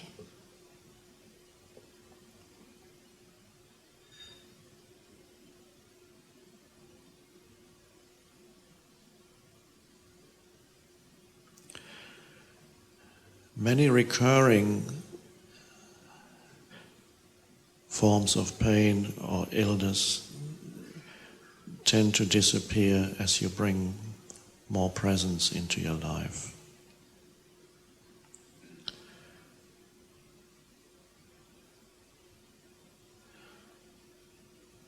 There may be a number of reasons why these migraines appear, but there could be a pressure of something that is not yet been fully lived. There could be pressure of unexpressed emotions. It could be, as some forms of pain are actually physical manifestations of the pain body. The pain body can manifest itself also as a physical symptom. So the quickest way to heal your body is to bring as much consciousness as possible into the body, to give as much attention as possible, conscious attention to the body. And that is the practice of inner body awareness. So you feel the aliveness that is in the body, and in that bringing consciousness in, that may also sometimes activate a dormant pain body. There are some pain bodies that hardly ever express themselves and only manifest as physical symptoms. And they thrive on your reaction against those physical symptoms. That's what they live on, because they need some kind of food. So as you bring more consciousness into the body, you may encounter suddenly certain emotions arising inside you that you didn't know were there. The pain body, you're shining the light on the hiding pain body. That is a case with many people. I'm only suggesting that as a possibility. There are other reasons why such pains can be there, including even a very rapid transmutation of your entire being. There was a spiritual teacher called Krishnamurti who for many years suffered extreme pain in the head almost every day, to the point of unconsciousness, falling unconscious. And nobody, even he, did not know why. He never saw a doctor about it. He knew that the doctor, in his case, would not have the answer.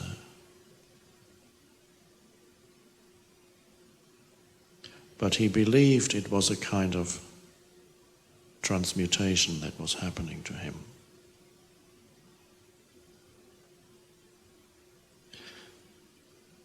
And he said, sometimes they are working on me.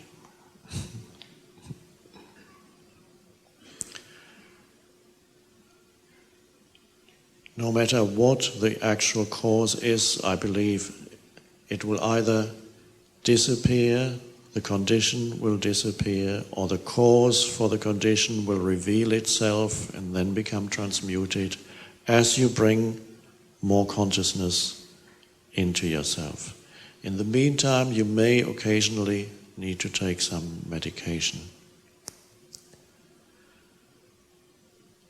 Pressure of something unexpressed is often the case of migraine headaches. But not necessarily. It may well be that you never find the answer of where it comes from, and yet it may suddenly dissipate. In the meantime, while the pain is there, and not just that pain, any kind of physical pain,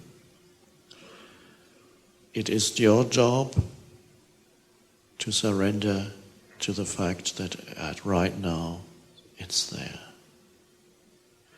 And I have met people for whom physical pain became a teacher. I have met some people who suffered pain for years, almost constant physical pain.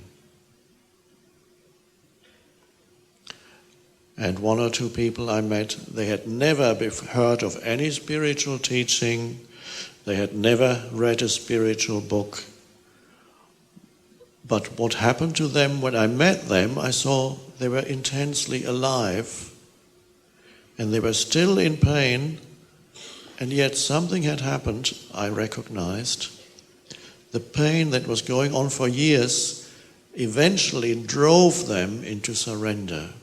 Very hard to surrender to physical pain, but it drove them to surrender, and it eroded their ego, because in surrender the ego dissipates. The ego can only exist in the state of non-surrender. We could even say the ego is the state of non-surrender. And so some people were driven to surrender by physical pain. And few others I met by having a so-called incurable condition. And some people, through surrender, became cured. Quite frequently that happens. I read some years ago a book written by a doctor about healing, and he found the greatest number of healing happened in those people who were not those people who internally considered the illness as an enemy, but who came to an acceptance of their condition, a deep acceptance. And that was the state he found through research that it was most likely to lead to a healing, that acceptance.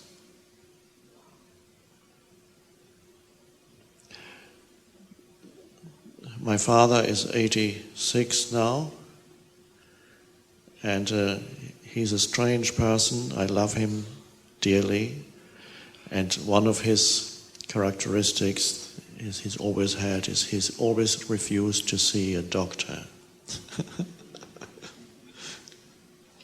And he's always had aches and pains, nothing too acute, but quite a few things that were with him for years. Certain pains, ear, some head, bones, and a number of symptoms that would be there with him always. And people said, you have to see a doctor about this.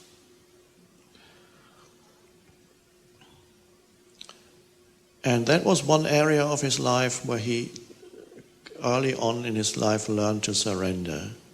In other areas, he still has a big ego.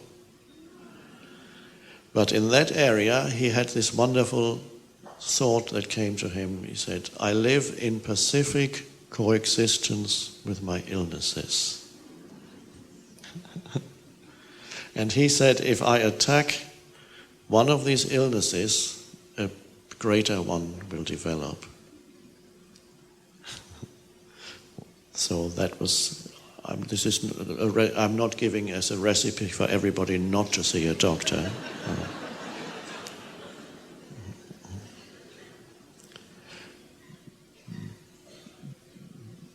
Bringing awareness into the body is essential in any case. That is always absolutely essential. If you have a pain when you go home from here, if something happens in the next day, today or tonight or in the next few days, and you experience a pain that you have not had before, or rarely have, then it could have something to do with being here and an inner change happening. I know that some people who have fairly heavy pain bodies and are now very present with their pain bodies, that means the pain body tries to come up, and not that presence ever pushes the emotional pain down, it never does that. Presence simply looks at it, but when a pain body needs to come up and he finds that you are very present and you immediately detect it, it will shrink back, it will go, oh.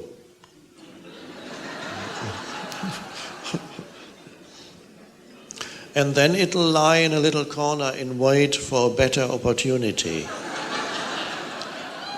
And you think it's asleep, it's not there at all, but it's very much like when a cat is asleep. The cat is never really totally asleep.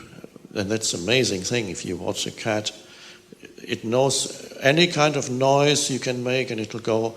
But the slightest thing, an unusual noise, a little tapping, that is, could be a little animal walking past, and suddenly you know,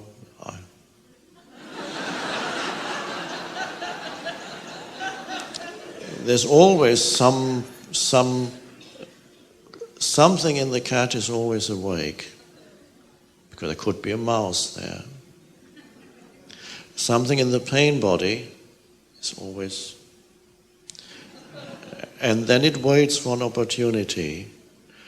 And an opportunity for a pain body to arise in a moment of less presence in you could be when you're suddenly, for example, you're upset in a situation, you're just fed up with what somebody's doing, or the traffic isn't moving, and there's a moment of reaction, and the pain body will come, there's my chance. And suddenly the reaction will become magnified, and from being an irritation with the traffic will quickly turn into, how dreadful my life is anyway. And a huge stream of negative thinking. What did it all start with? A little upset about the traffic. And the pain body was there waiting. Another opportunity for pain body is to watch bad films where violent things happen. And of course, those films are made by pain bodies. The scriptwriter, it's written through the scriptwriter's pain body. The producer has a heavy pain body. And the people who pay money to watch these dreadful things are paying money to feed their pain bodies while they watch. And they love feeling bad. They pay money to feel bad. And some almost advertise it. This film will make you feel really bad. And all the pain bodies running to the box office.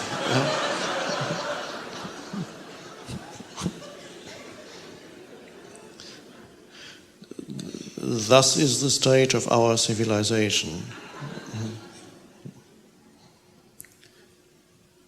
So when you are very present, the pain body may want to wait for an opportunity. And if there's very little opportunity, after a while, the pain body almost says, this is not, I can't renew myself in this way anymore. If the pain body doesn't actually think, but there's an intelligence there. And then it sometimes happens that it produces physical symptoms in people who before didn't have them. Usually not serious. It's pain here, back pain there, this, that, headache, and aches and pains, and suddenly there are people sometimes who sit in our intensives and who suddenly experience some extreme physical pain they haven't had before. They can't sit anymore. And can't pay attention anymore. I need to get out of here. The pain body wants you to get out of here. And because there's too much presence here, it's the only way it can do that is by creating some physical pain. Now, pain bodies can also create illness, and they sometimes do, and that is usually in people in whom the pain body does not have a chance to express itself in their everyday life. And those would be people, for example, who repress their emotions because they conflict with the self-image that they have. It has happened in the past with Christians, some Christians who misunderstood the deeper truth of the Christian teaching, which is beautiful, but they misunderstood and they tried to live up to an image of myself as a good Christian who just does not do certain things. A good Christian loves his neighbor. He doesn't get mad at his neighbor. So I can't allow myself, because it would conflict with my self-image, to be angry with somebody close to me, my children, my wife, whatever. And so I can't afford myself to express these emotions. They need to be pushed down because I'm living an image. It is an egoic thing to do. I'm living this image of myself as a good Christian, because that is sin.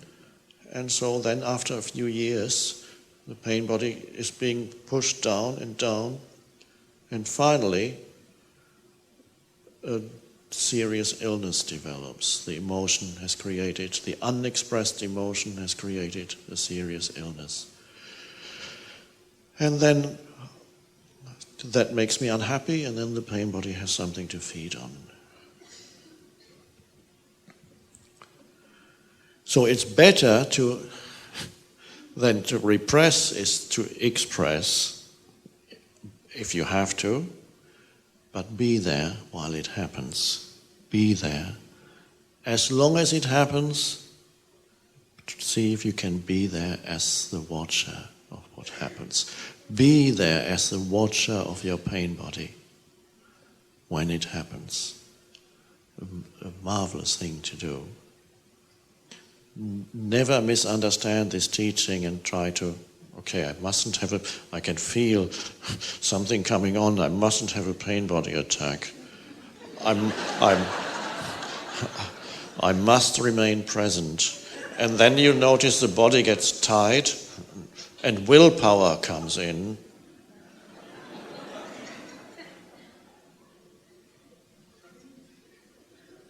This is sometimes what you do when Westerners meditate. Meditation, of course, is surrender to what is. There's only the now. That's all that meditation is about, to show you that this moment is all there is. And so that it's all about the surrender. And then you can see even Eastern people, even Buddhist monks are impressed. They say, they can sit for 3 hours.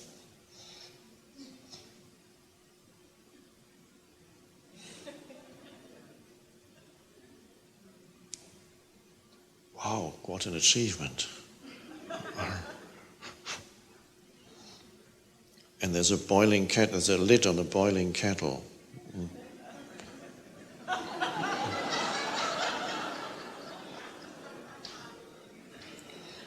And should the door open while they meditate and the child or the wife comes in, leave me alone, I'm meditating.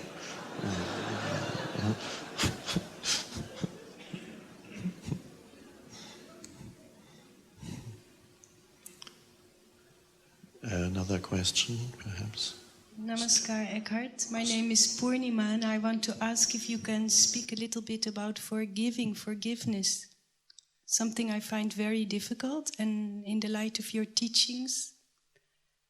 Yes, thank you.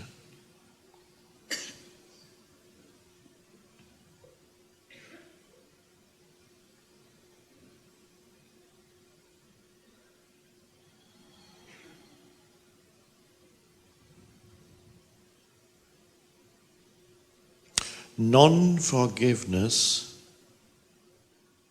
is there when you mistake human unconsciousness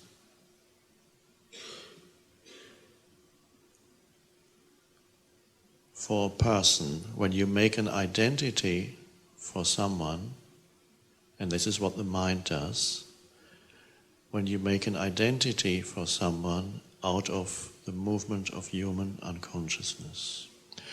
When what somebody did once to you or to someone else or to large numbers of people, somebody injured someone, inflicted violence on someone, showed cruelty, perhaps your father, your mother,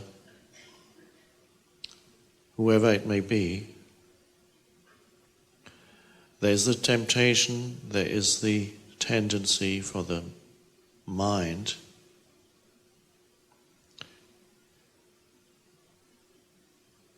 to make an identity out of that, whereas all such actions, they look as if somebody there knew what they were doing.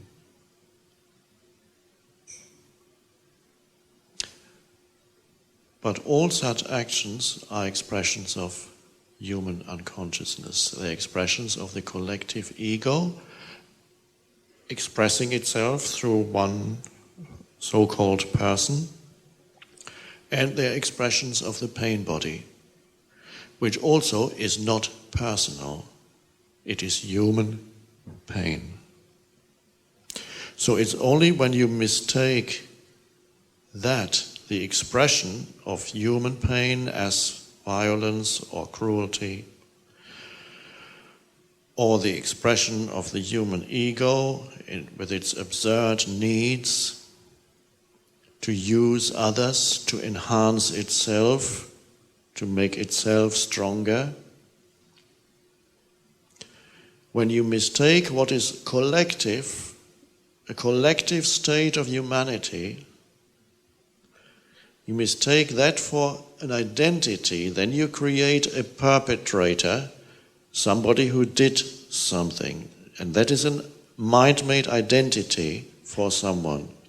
And of course, then you have, it is impossible to forgive when you believe that there is actually an identity behind what was being done, that there's someone there whose identity it is to be responsible for that. Now the question arises, so what does that mean? Is nobody responsible for what they do? This can't be right. Is no human being responsible for what they do? For the evil that we see in the world? The cruelty?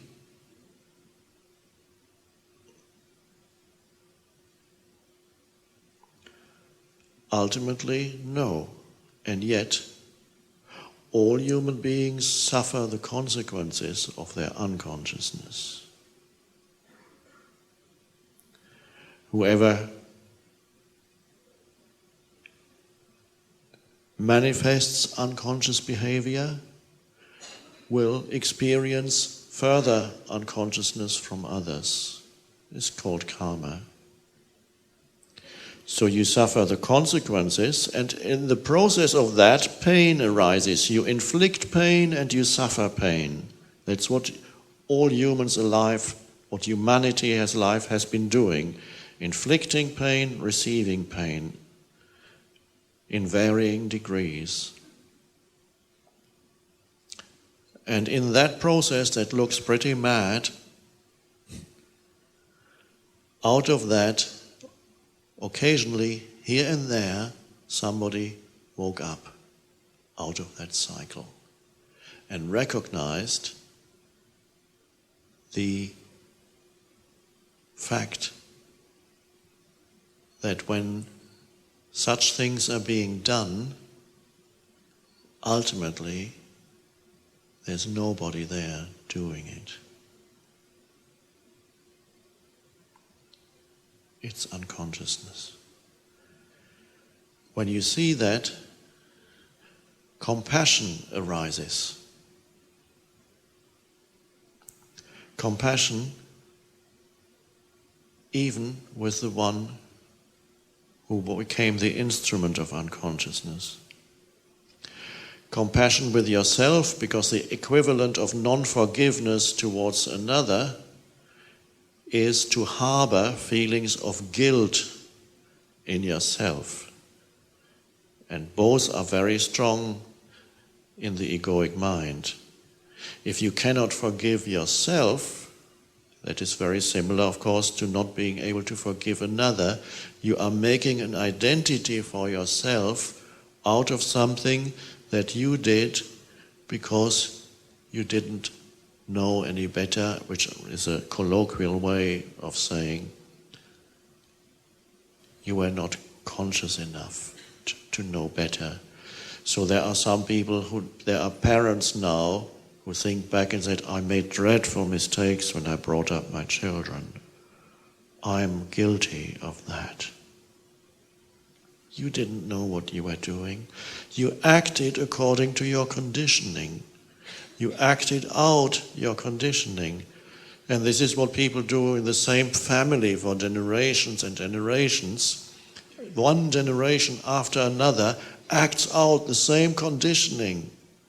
There are people in America now whose families immigrated 3 generations ago from somewhere in Europe, and the dysfunction, the particular kind of egoic dysfunction in that family, may go back to Roman times, 2,000, 3,000 years.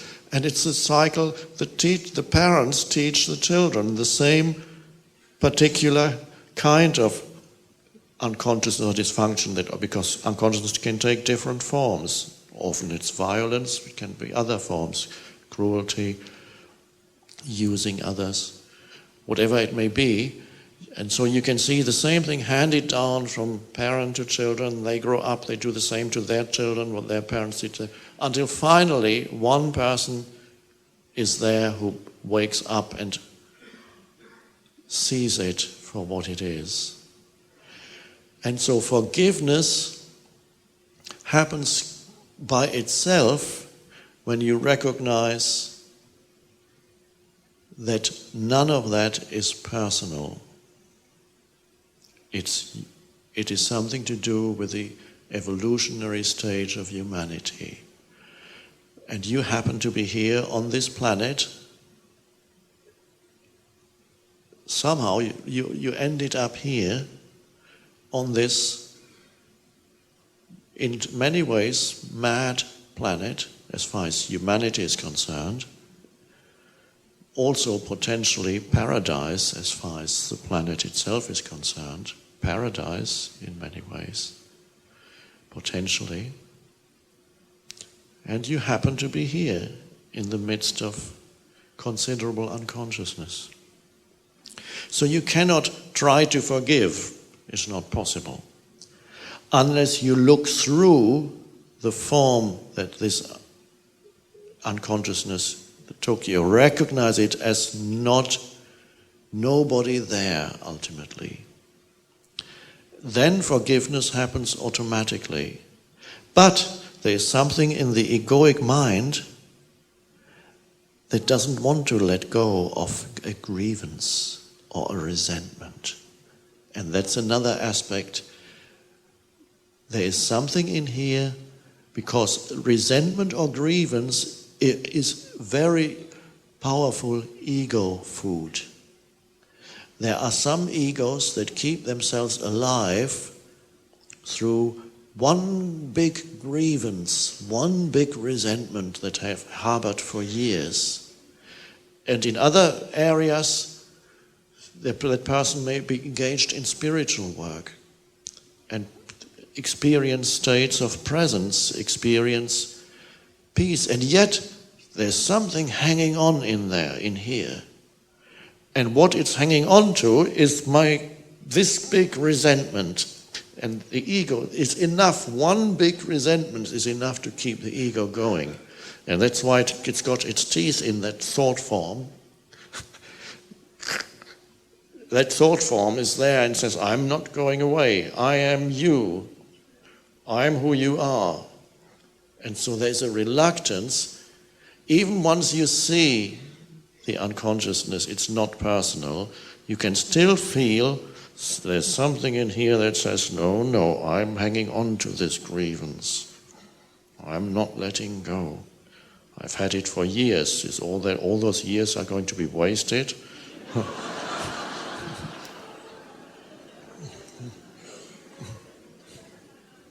And then you see that. And the seeing means you have already 1 foot out of it. And then once you see it for what it is, it will change. It's whatever you bring consciousness to will become transmuted. And what you bring consciousness to that is false in you, a false identification, will dissolve. Anything you bring consciousness to that is real deepens. That's the beauty of it.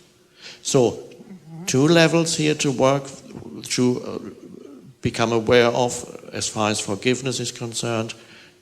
Recognize it for what it is.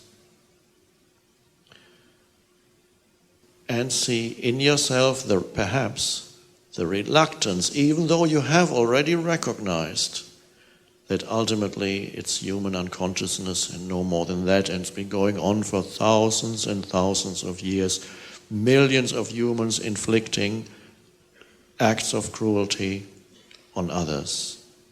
It's going on even now, in varying degrees. The unconsciousness varies from person to person.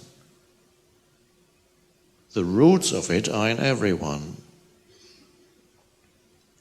So you recognize that, and then level 2 is observing in yourself that something in there does not want to let go. And then say, oh, isn't that interesting? And watch it. It even has a feeling quality to it. There is an accompanying emotion perhaps that reflects that thought.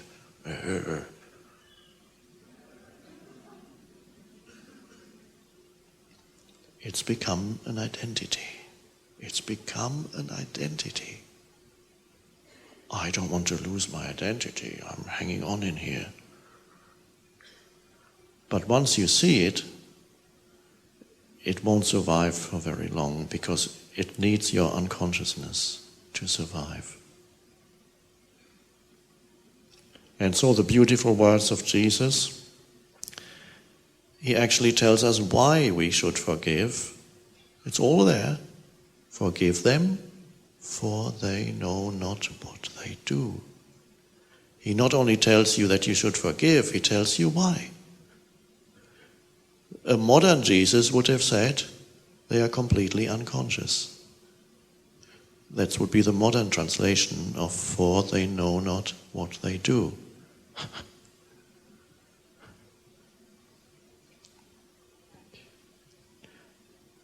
another question. Thank you, I'm Sasha. I would like to ask something about watching your emotions. For example, when I'm crying, then I start thinking about what you have said, watch your emotions. Mm-hmm. And as soon as I start thinking, of course, the crying stops. So now I don't know if that is my mind playing tricks because my ego doesn't want to feel that nasty feeling. Or it is presence ending the pain body. Mm-hmm. Good. Thank you.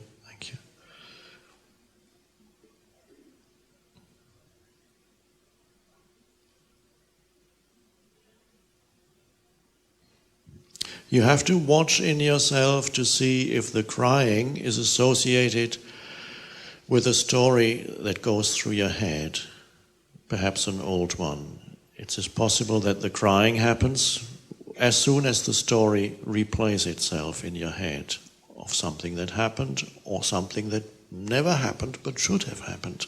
Who knows what the story is? There's the crying could be at something that I never got but deserved or should have had. Life passed me by. That's a big one, a usual one for many people. I'm missing out. Oh no, it's too late now. I didn't make it. Or there may be the crying because of something that happened once, an event, and it's being replayed. And as long as you're in the story in your head, the emotions are there and the two work together. You're not observing the emotion, you are mainly fueling the emotion, and the emotion is giving further energy to the story. When you watch directly, you feel the emotion itself, sadness, whatever it may be.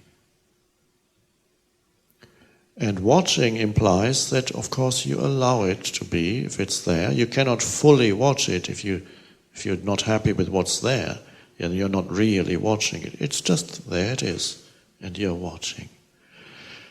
And if that is how you're watching it, and if then it stops, that means simply that the emotion is being dissipated through your presence.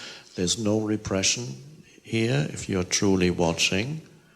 The moment you look at it, it stops. That is possible. That means the emotion may have been long-standing, but not as deep as a pain body. And then simply by separating, cutting the link between the story and the emotion, you've already done the most important thing. And this cutting sounds almost violent. You don't have to do anything to cut it, but simply recognize the connection between the story and the feeling.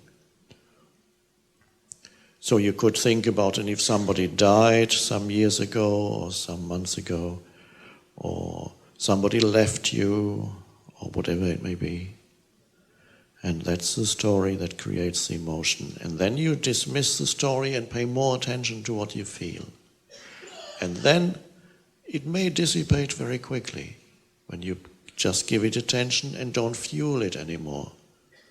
And then suddenly there's peace underneath it. Oh, okay. That's good.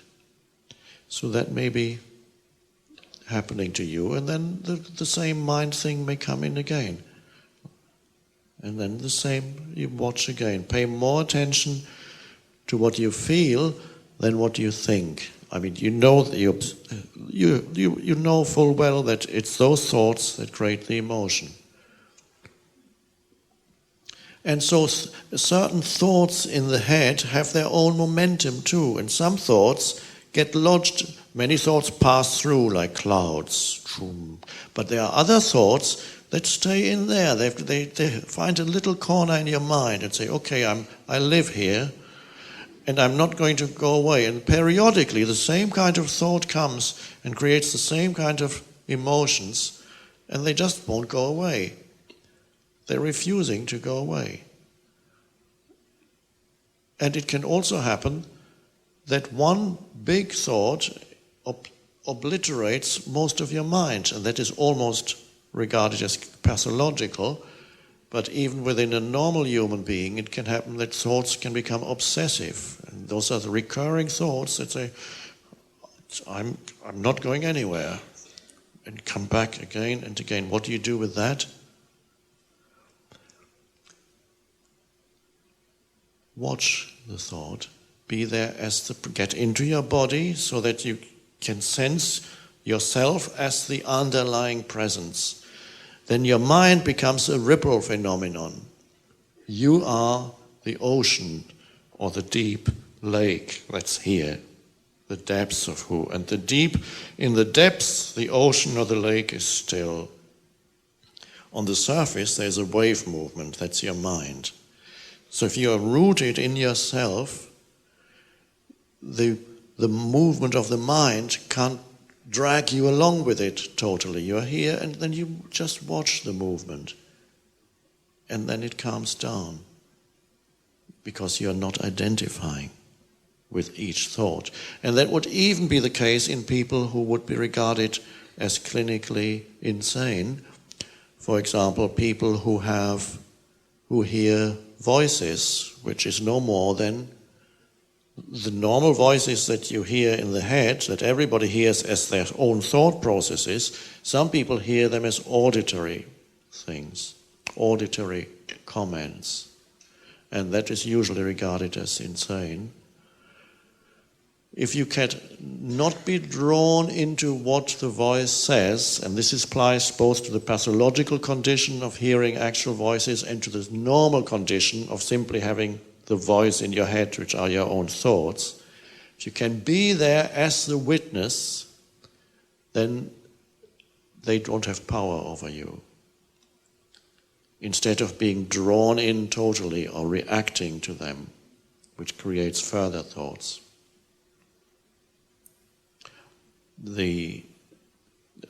In the film A Beautiful Mind, which some of you may have seen, which is about a scientist, a brilliant scientist who goes mad and sees people that don't exist in his life. He has these hallucinations. They look very real, but they don't exist.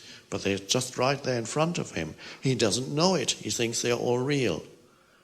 And the viewer of the film, cleverly, also thinks they're real until the moment he realizes that he is insane, that these people are not actually there. At that moment, the viewer also realizes it.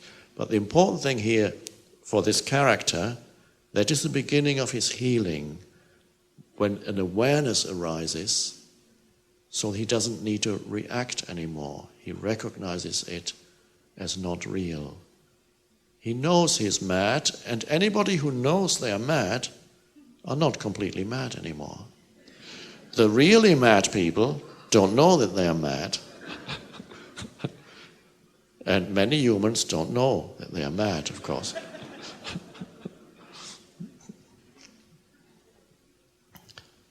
Is there another question? Oh, there, yeah. Thank you, hello. My name is Lotte.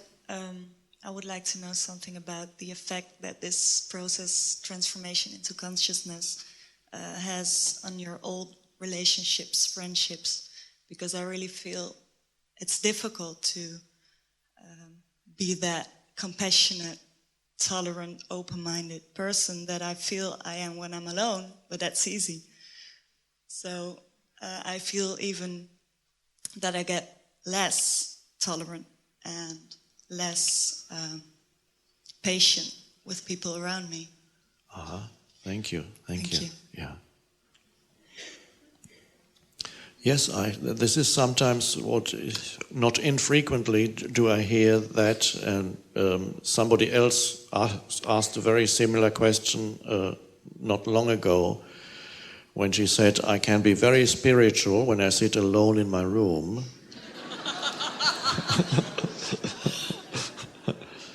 But the moment I go out and meet people, it's gone. Now, your question may not be quite as extreme, but there's something similar here. Of course, the ultimate challenge are people. When you are alone with yourself, some people find it's considerably easier to be present, or when you are out in nature, which doesn't mean not everybody is present when they're alone. Some are totally in their mind too, but it's probably, yes, it is easier. And so, really the most challenging thing in your spiritual evolution is other people. And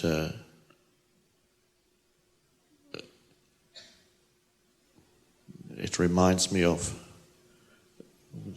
I believe, Jean-Paul Sartre, who said, "Hell is other people."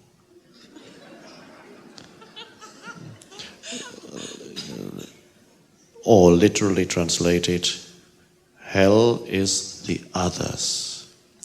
And so, yes, humans are very challenging, and you lose patience with them and think, why can't you be more conscious?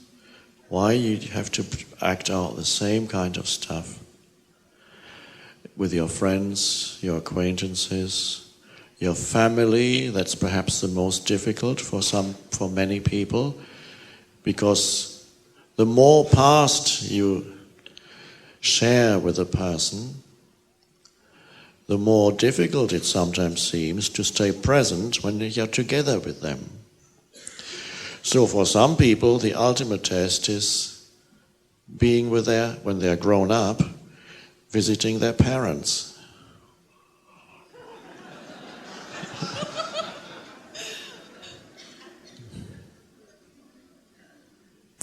And this is why Ram Dass made the famous statement, if you think you're so enlightened, go and spend 2 weeks with your parents.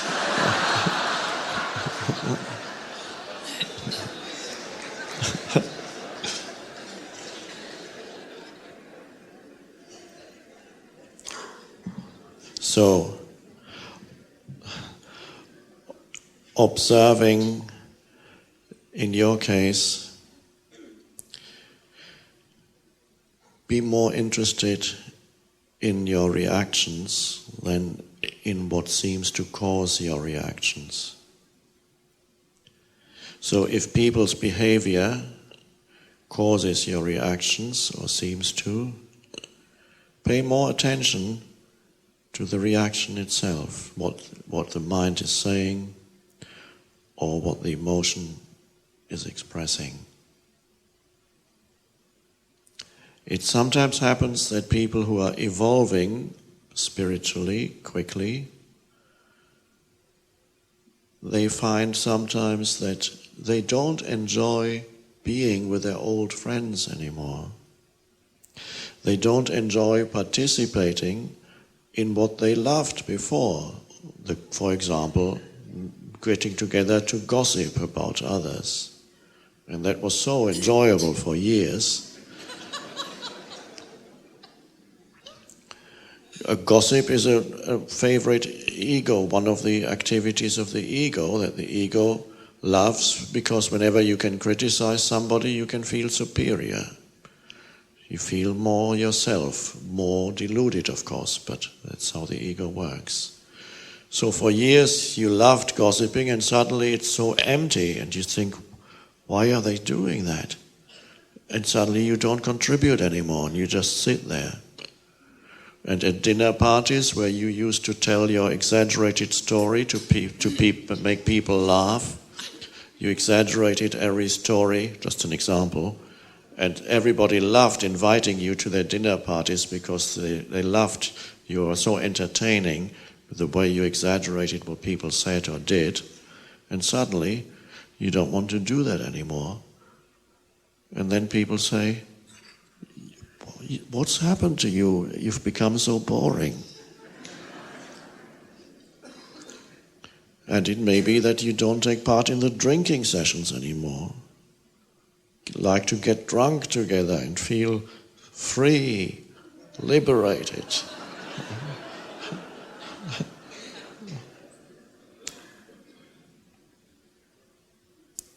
And it does happen sometimes as you evolve quickly. Some people around you don't want to see you anymore. And others, in other cases, you don't want to see them anymore. But it also happens that people around you become affected by the change in you. Without you wanting them to change, they notice something in you, and then suddenly they also become interested. They may ask you one or two questions, and you may notice, or not even that, their behavior changes simply because they are around you. Simply because the old games are not working anymore. Sometimes between two people, two old friends, the same type of interaction develops, and conditioned patterns that have been operating for years.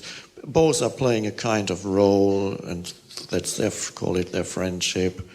They play this, one plays this role, the other complements it with that role, and they play it out twice a week. They meet and they're playing their game. And suddenly you don't play anymore. And then, of course, the other person's role collapses because it needs two to feed the role. And then, what's going on? And then either they will leave you, or a change will happen in the other person. But if you're reacting to perhaps what is unconsciousness in others, that before perhaps you didn't react to because you were part of it, then that is also still a form of ego in you. That's the awareness that you have of others. You have it for a moment, and then it becomes a judgment. So there is presence for a moment where you see, oh, they are completely stuck in their old behavior. You see that, the stuckness. But it doesn't remain a seeing. The presence is lost, and then the mind turns it into a judgment. And then the reaction comes. Allow the people, as long as they are around you, and they can only be around you at this moment, so they are part of the form that this moment takes. If you are with them, why not accept the way they are at this moment? What else can you do? You become unhappy otherwise. So you bring an acceptance to whatever they do. With that comes a compassion. Allow other humans their unconsciousness. Allow them, as long as they manifest unconsciousness. By getting angry about their unconsciousness, nothing is changed. In fact, you turn unconscious yourself. For God's sake, wake up, why can't you be more conscious? And of course, what the ego is going to reply is, you talk to me about consciousness, look at yourself. And the cycle starts again.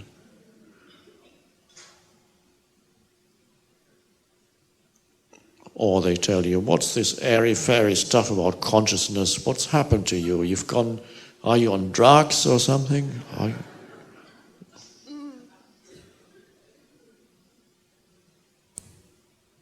So, as long as these people are there in front of you in the moment, that's the isness of this moment. Nobody can act beyond their level of consciousness, although a few try. And the wonderful thing is, change in others happens most when you no longer need them to change their behavior. When the expectations that they should behave in a certain way is dropped. And in that way, even old-standing relationships, like with your parents, become healed and become whole again. When the expectation that your father or your mother should behave in a certain way towards you is dropped. when the expectation that your father or your mother should understand you is dropped. Because there we have the gap between what I want. Why can't you understand me? What difference does it ultimately make to you whether this person understands you or not? None. What is added to you if your father or mother understand you? Do you become a more fulfilled? No, nothing really. So when that demand is dropped, that they should behave differently, they should know better, should understand me, they should accept me. I want them to accept me. Yeah, but they don't.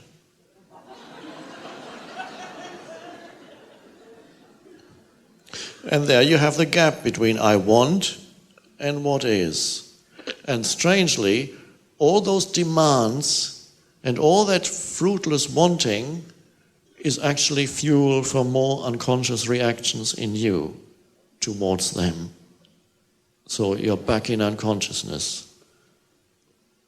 And see what happens if you don't make demands that people should behave differently from the they behave at this moment. This doesn't mean you cannot tell a child, don't walk there, you might fall off, come here. These are practical matters. I'm not talking about that. So, bring acceptance to whatever behavior they manifest.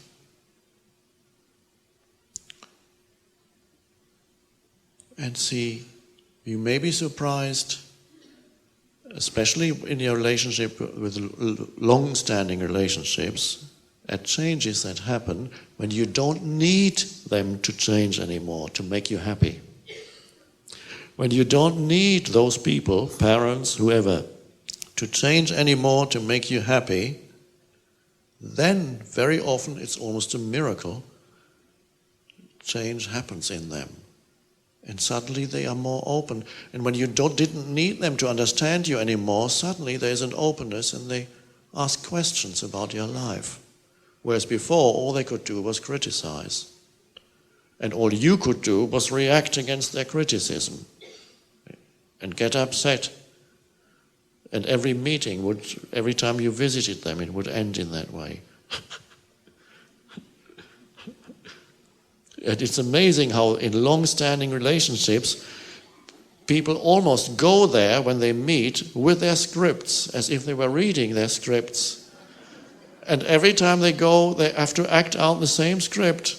And in the end, they get angry and the doors are slammed, and of course it's in the script.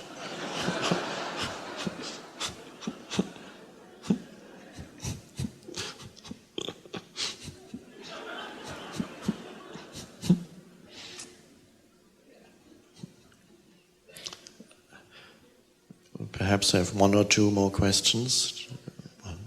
Hello. Hello. My name is Lucy, and I have a question for you. I'm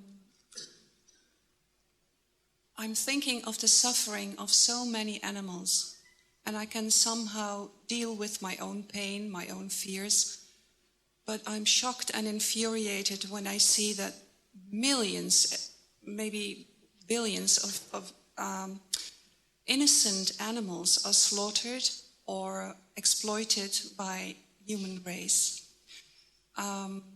Nothing triggers my pain body as much as that. And then I think, what can I do about it? But most of the time it doesn't make any difference. Now, I would like to ask you, please, enlighten me. How can I handle it? How can I deal with it? Thank you. Thank you. Thank you.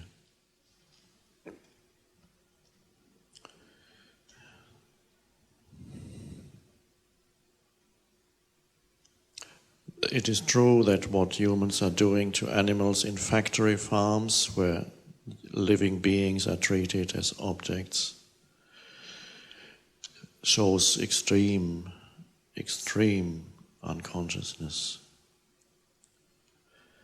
And in such situations there's always the external level and there's the inner level. The primary level is the inner, so that whatever you do does not come out of a deeply negative inner state, because any action, because sometimes action may be needed. But be careful that action does not flow out of a deeply negative inner state. So how can you not feel negative about that?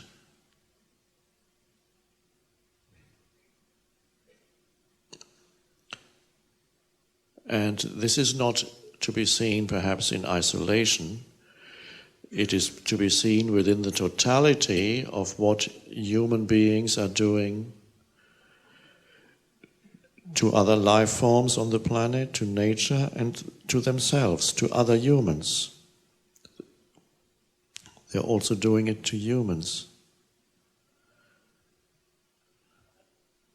20th century, I believe more than 100 million human beings were killed violently.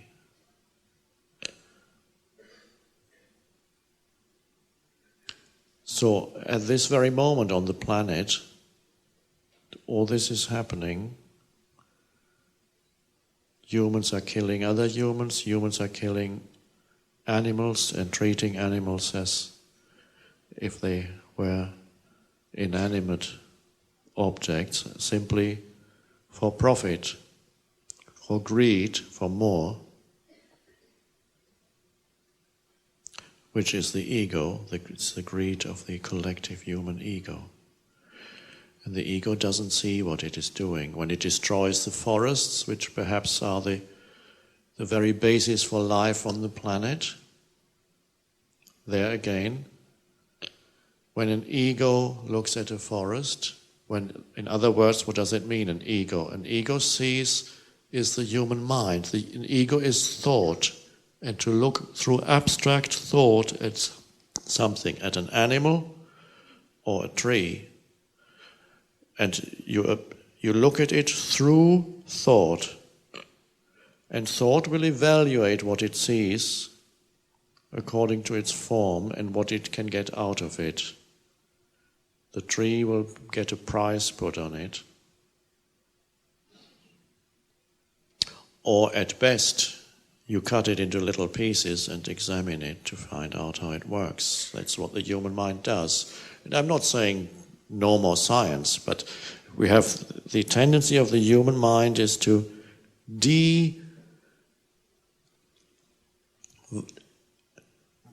make lifeless what it falls upon. If there's nothing else in you except thought, and you approach reality only through thought, whatever you perceive only through the screen of thought, you're going to make lifeless.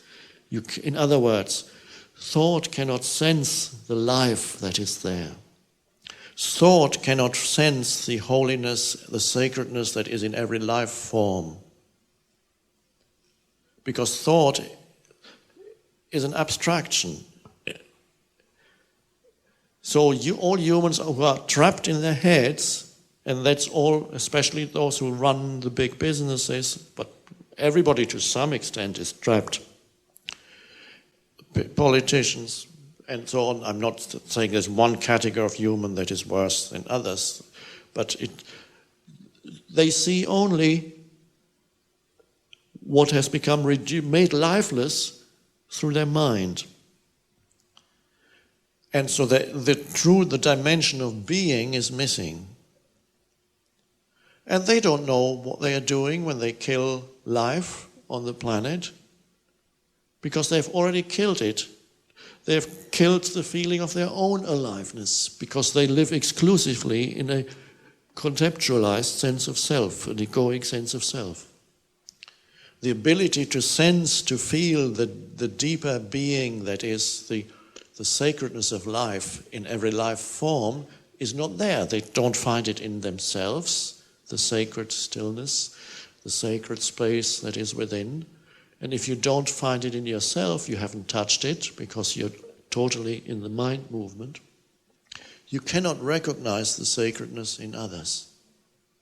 So humans are suffering from a form of mental illness, collective mental illness, which is to be trapped exclusively in the upper floor of your being. And so this is the closest, perhaps, if you want to use words, that you can express the truth of this, is to say that when humans engage in such behavior, they are simply manifesting a form of collective illness, mental illness. For hundreds of years, Zen Buddhism actually has occasionally used that word to say it's the sickness of the mind. They use that expression. The dysfunction of humanity, which is such that they will destroy themselves if it doesn't change. So you have to see that cruelty within the context of the whole, which is the illness of humanity. And when you see it as illness, perhaps a little bit of almost compassion arises. It doesn't make it less dreadful what is happening.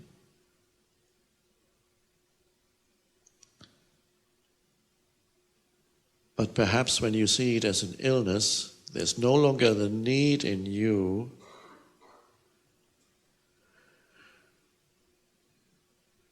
to make the people who do this into those who are considered evil. That always we have to come back to Jesus.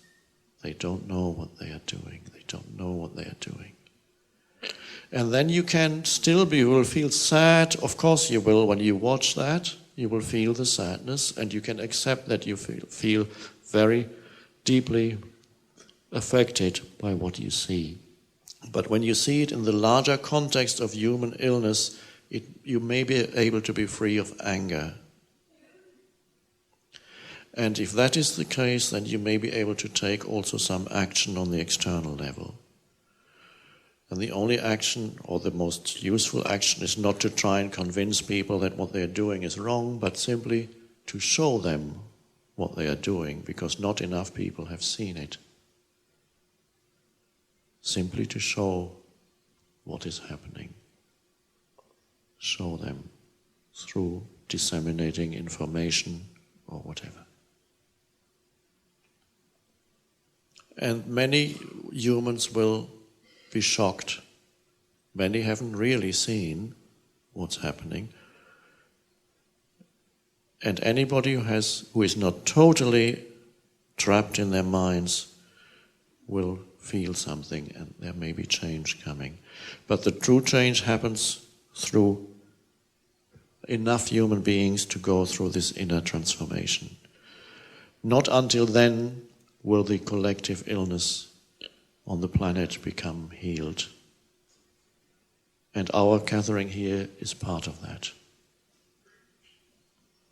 Maybe one last question. Good afternoon. My name is Marianne. Thank you for being here. I read in your book, The Power of Now, that women can be especially vulnerable to their pain bodies just before their menstrual period. Mm-hmm. I recognize that, and somehow I feel that it is not only my personal pain body, it's bigger than that. Mm. It also relates, I think, to the question that was just asked, but could you please say something more about that? Yes. What you feel there is I've spoke before of collective aspects of the pain body. We mentioned countries and so on. And there's also such a thing as the female collective pain body. Because we've lived in mainly patriarchal societies for several thousand years. Before then there were women where the female was respected greatly. There were matriarchal societies. There was a time when most gods were goddesses, they were female. And then as humans moved more and more into their minds, they created male gods more and more. And then the female became more and more devalued. And so, because of violence inflicted on the female, on countless women who were over the centuries were treated as slaves, sometimes sold, treated as goods almost, and so not respected, raped, killed, used, exploited. Of course, that happened also. Men also did it to groups of men, but we're talking at the moment just from that aspect. So as something that we could call the female collective pain body developed, and that's the many women's pain body, most, probably all women's pain body is partly collective.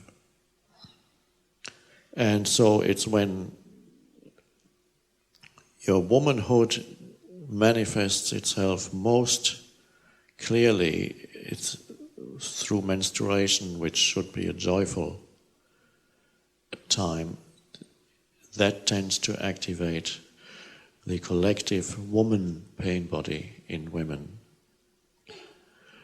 And many women are now conscious of that and actually become more alert when it happens, because how much of your pain body as a woman goes back to your personal pain, and what portion of it is due to the collective female pain body. Ultimately, it doesn't matter when it arises and you begin to observe it, you begin to become conscious of it.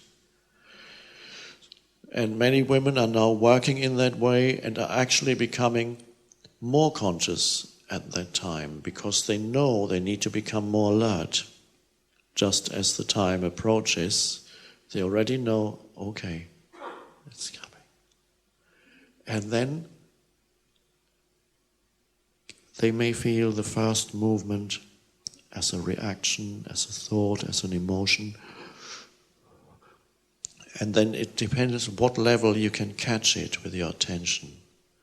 You don't need to question when you observe it in yourself, is what I'm feeling now collective or personal? It doesn't matter from the perspective of consciousness. It's enough for you to look. You don't need to even know its origin. This applies to any kind of emotion that arises in you, not just in this context. For it to be transmuted and dissolved, you do not need to know its origin, although sometimes its origin will reveal itself to you as you pay attention to it. But many things that are inside humans, many emotions, have their origin almost at the very beginning, when you still lived in the sea, perhaps, and you got eaten up 5 million times. That was already a form of pain.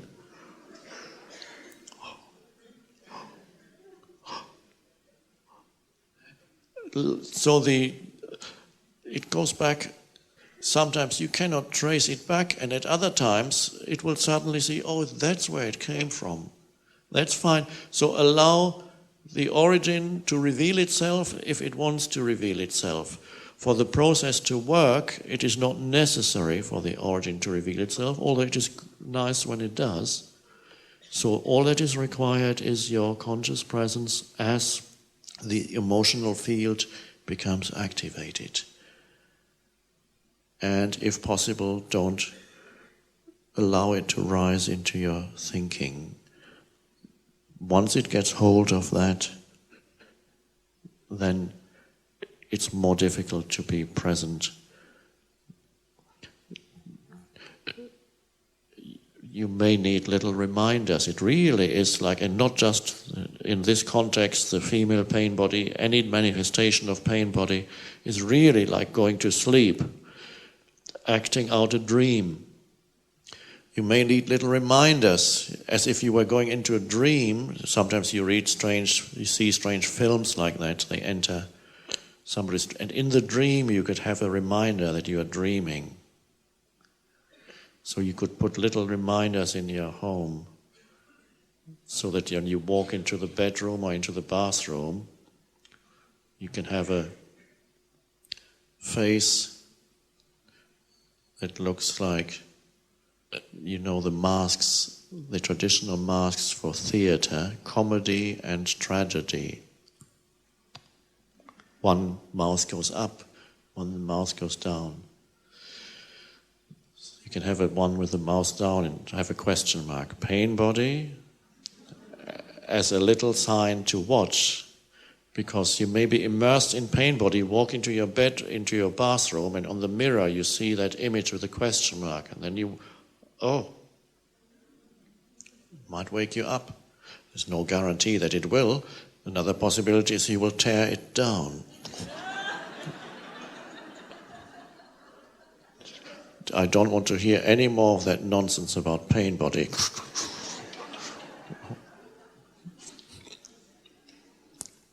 Sometimes it works, sometimes it doesn't. Or you tell your partner to wake you up when the pain body attack comes. Wake me up when I fall asleep. Sometimes it works, sometimes it doesn't.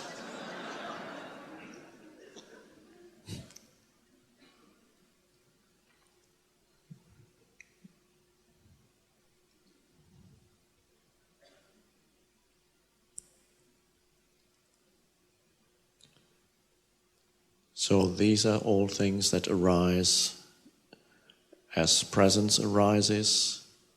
Those things will arise also in the field of presence. Occasionally they will obscure presence temporarily, but now that presence is already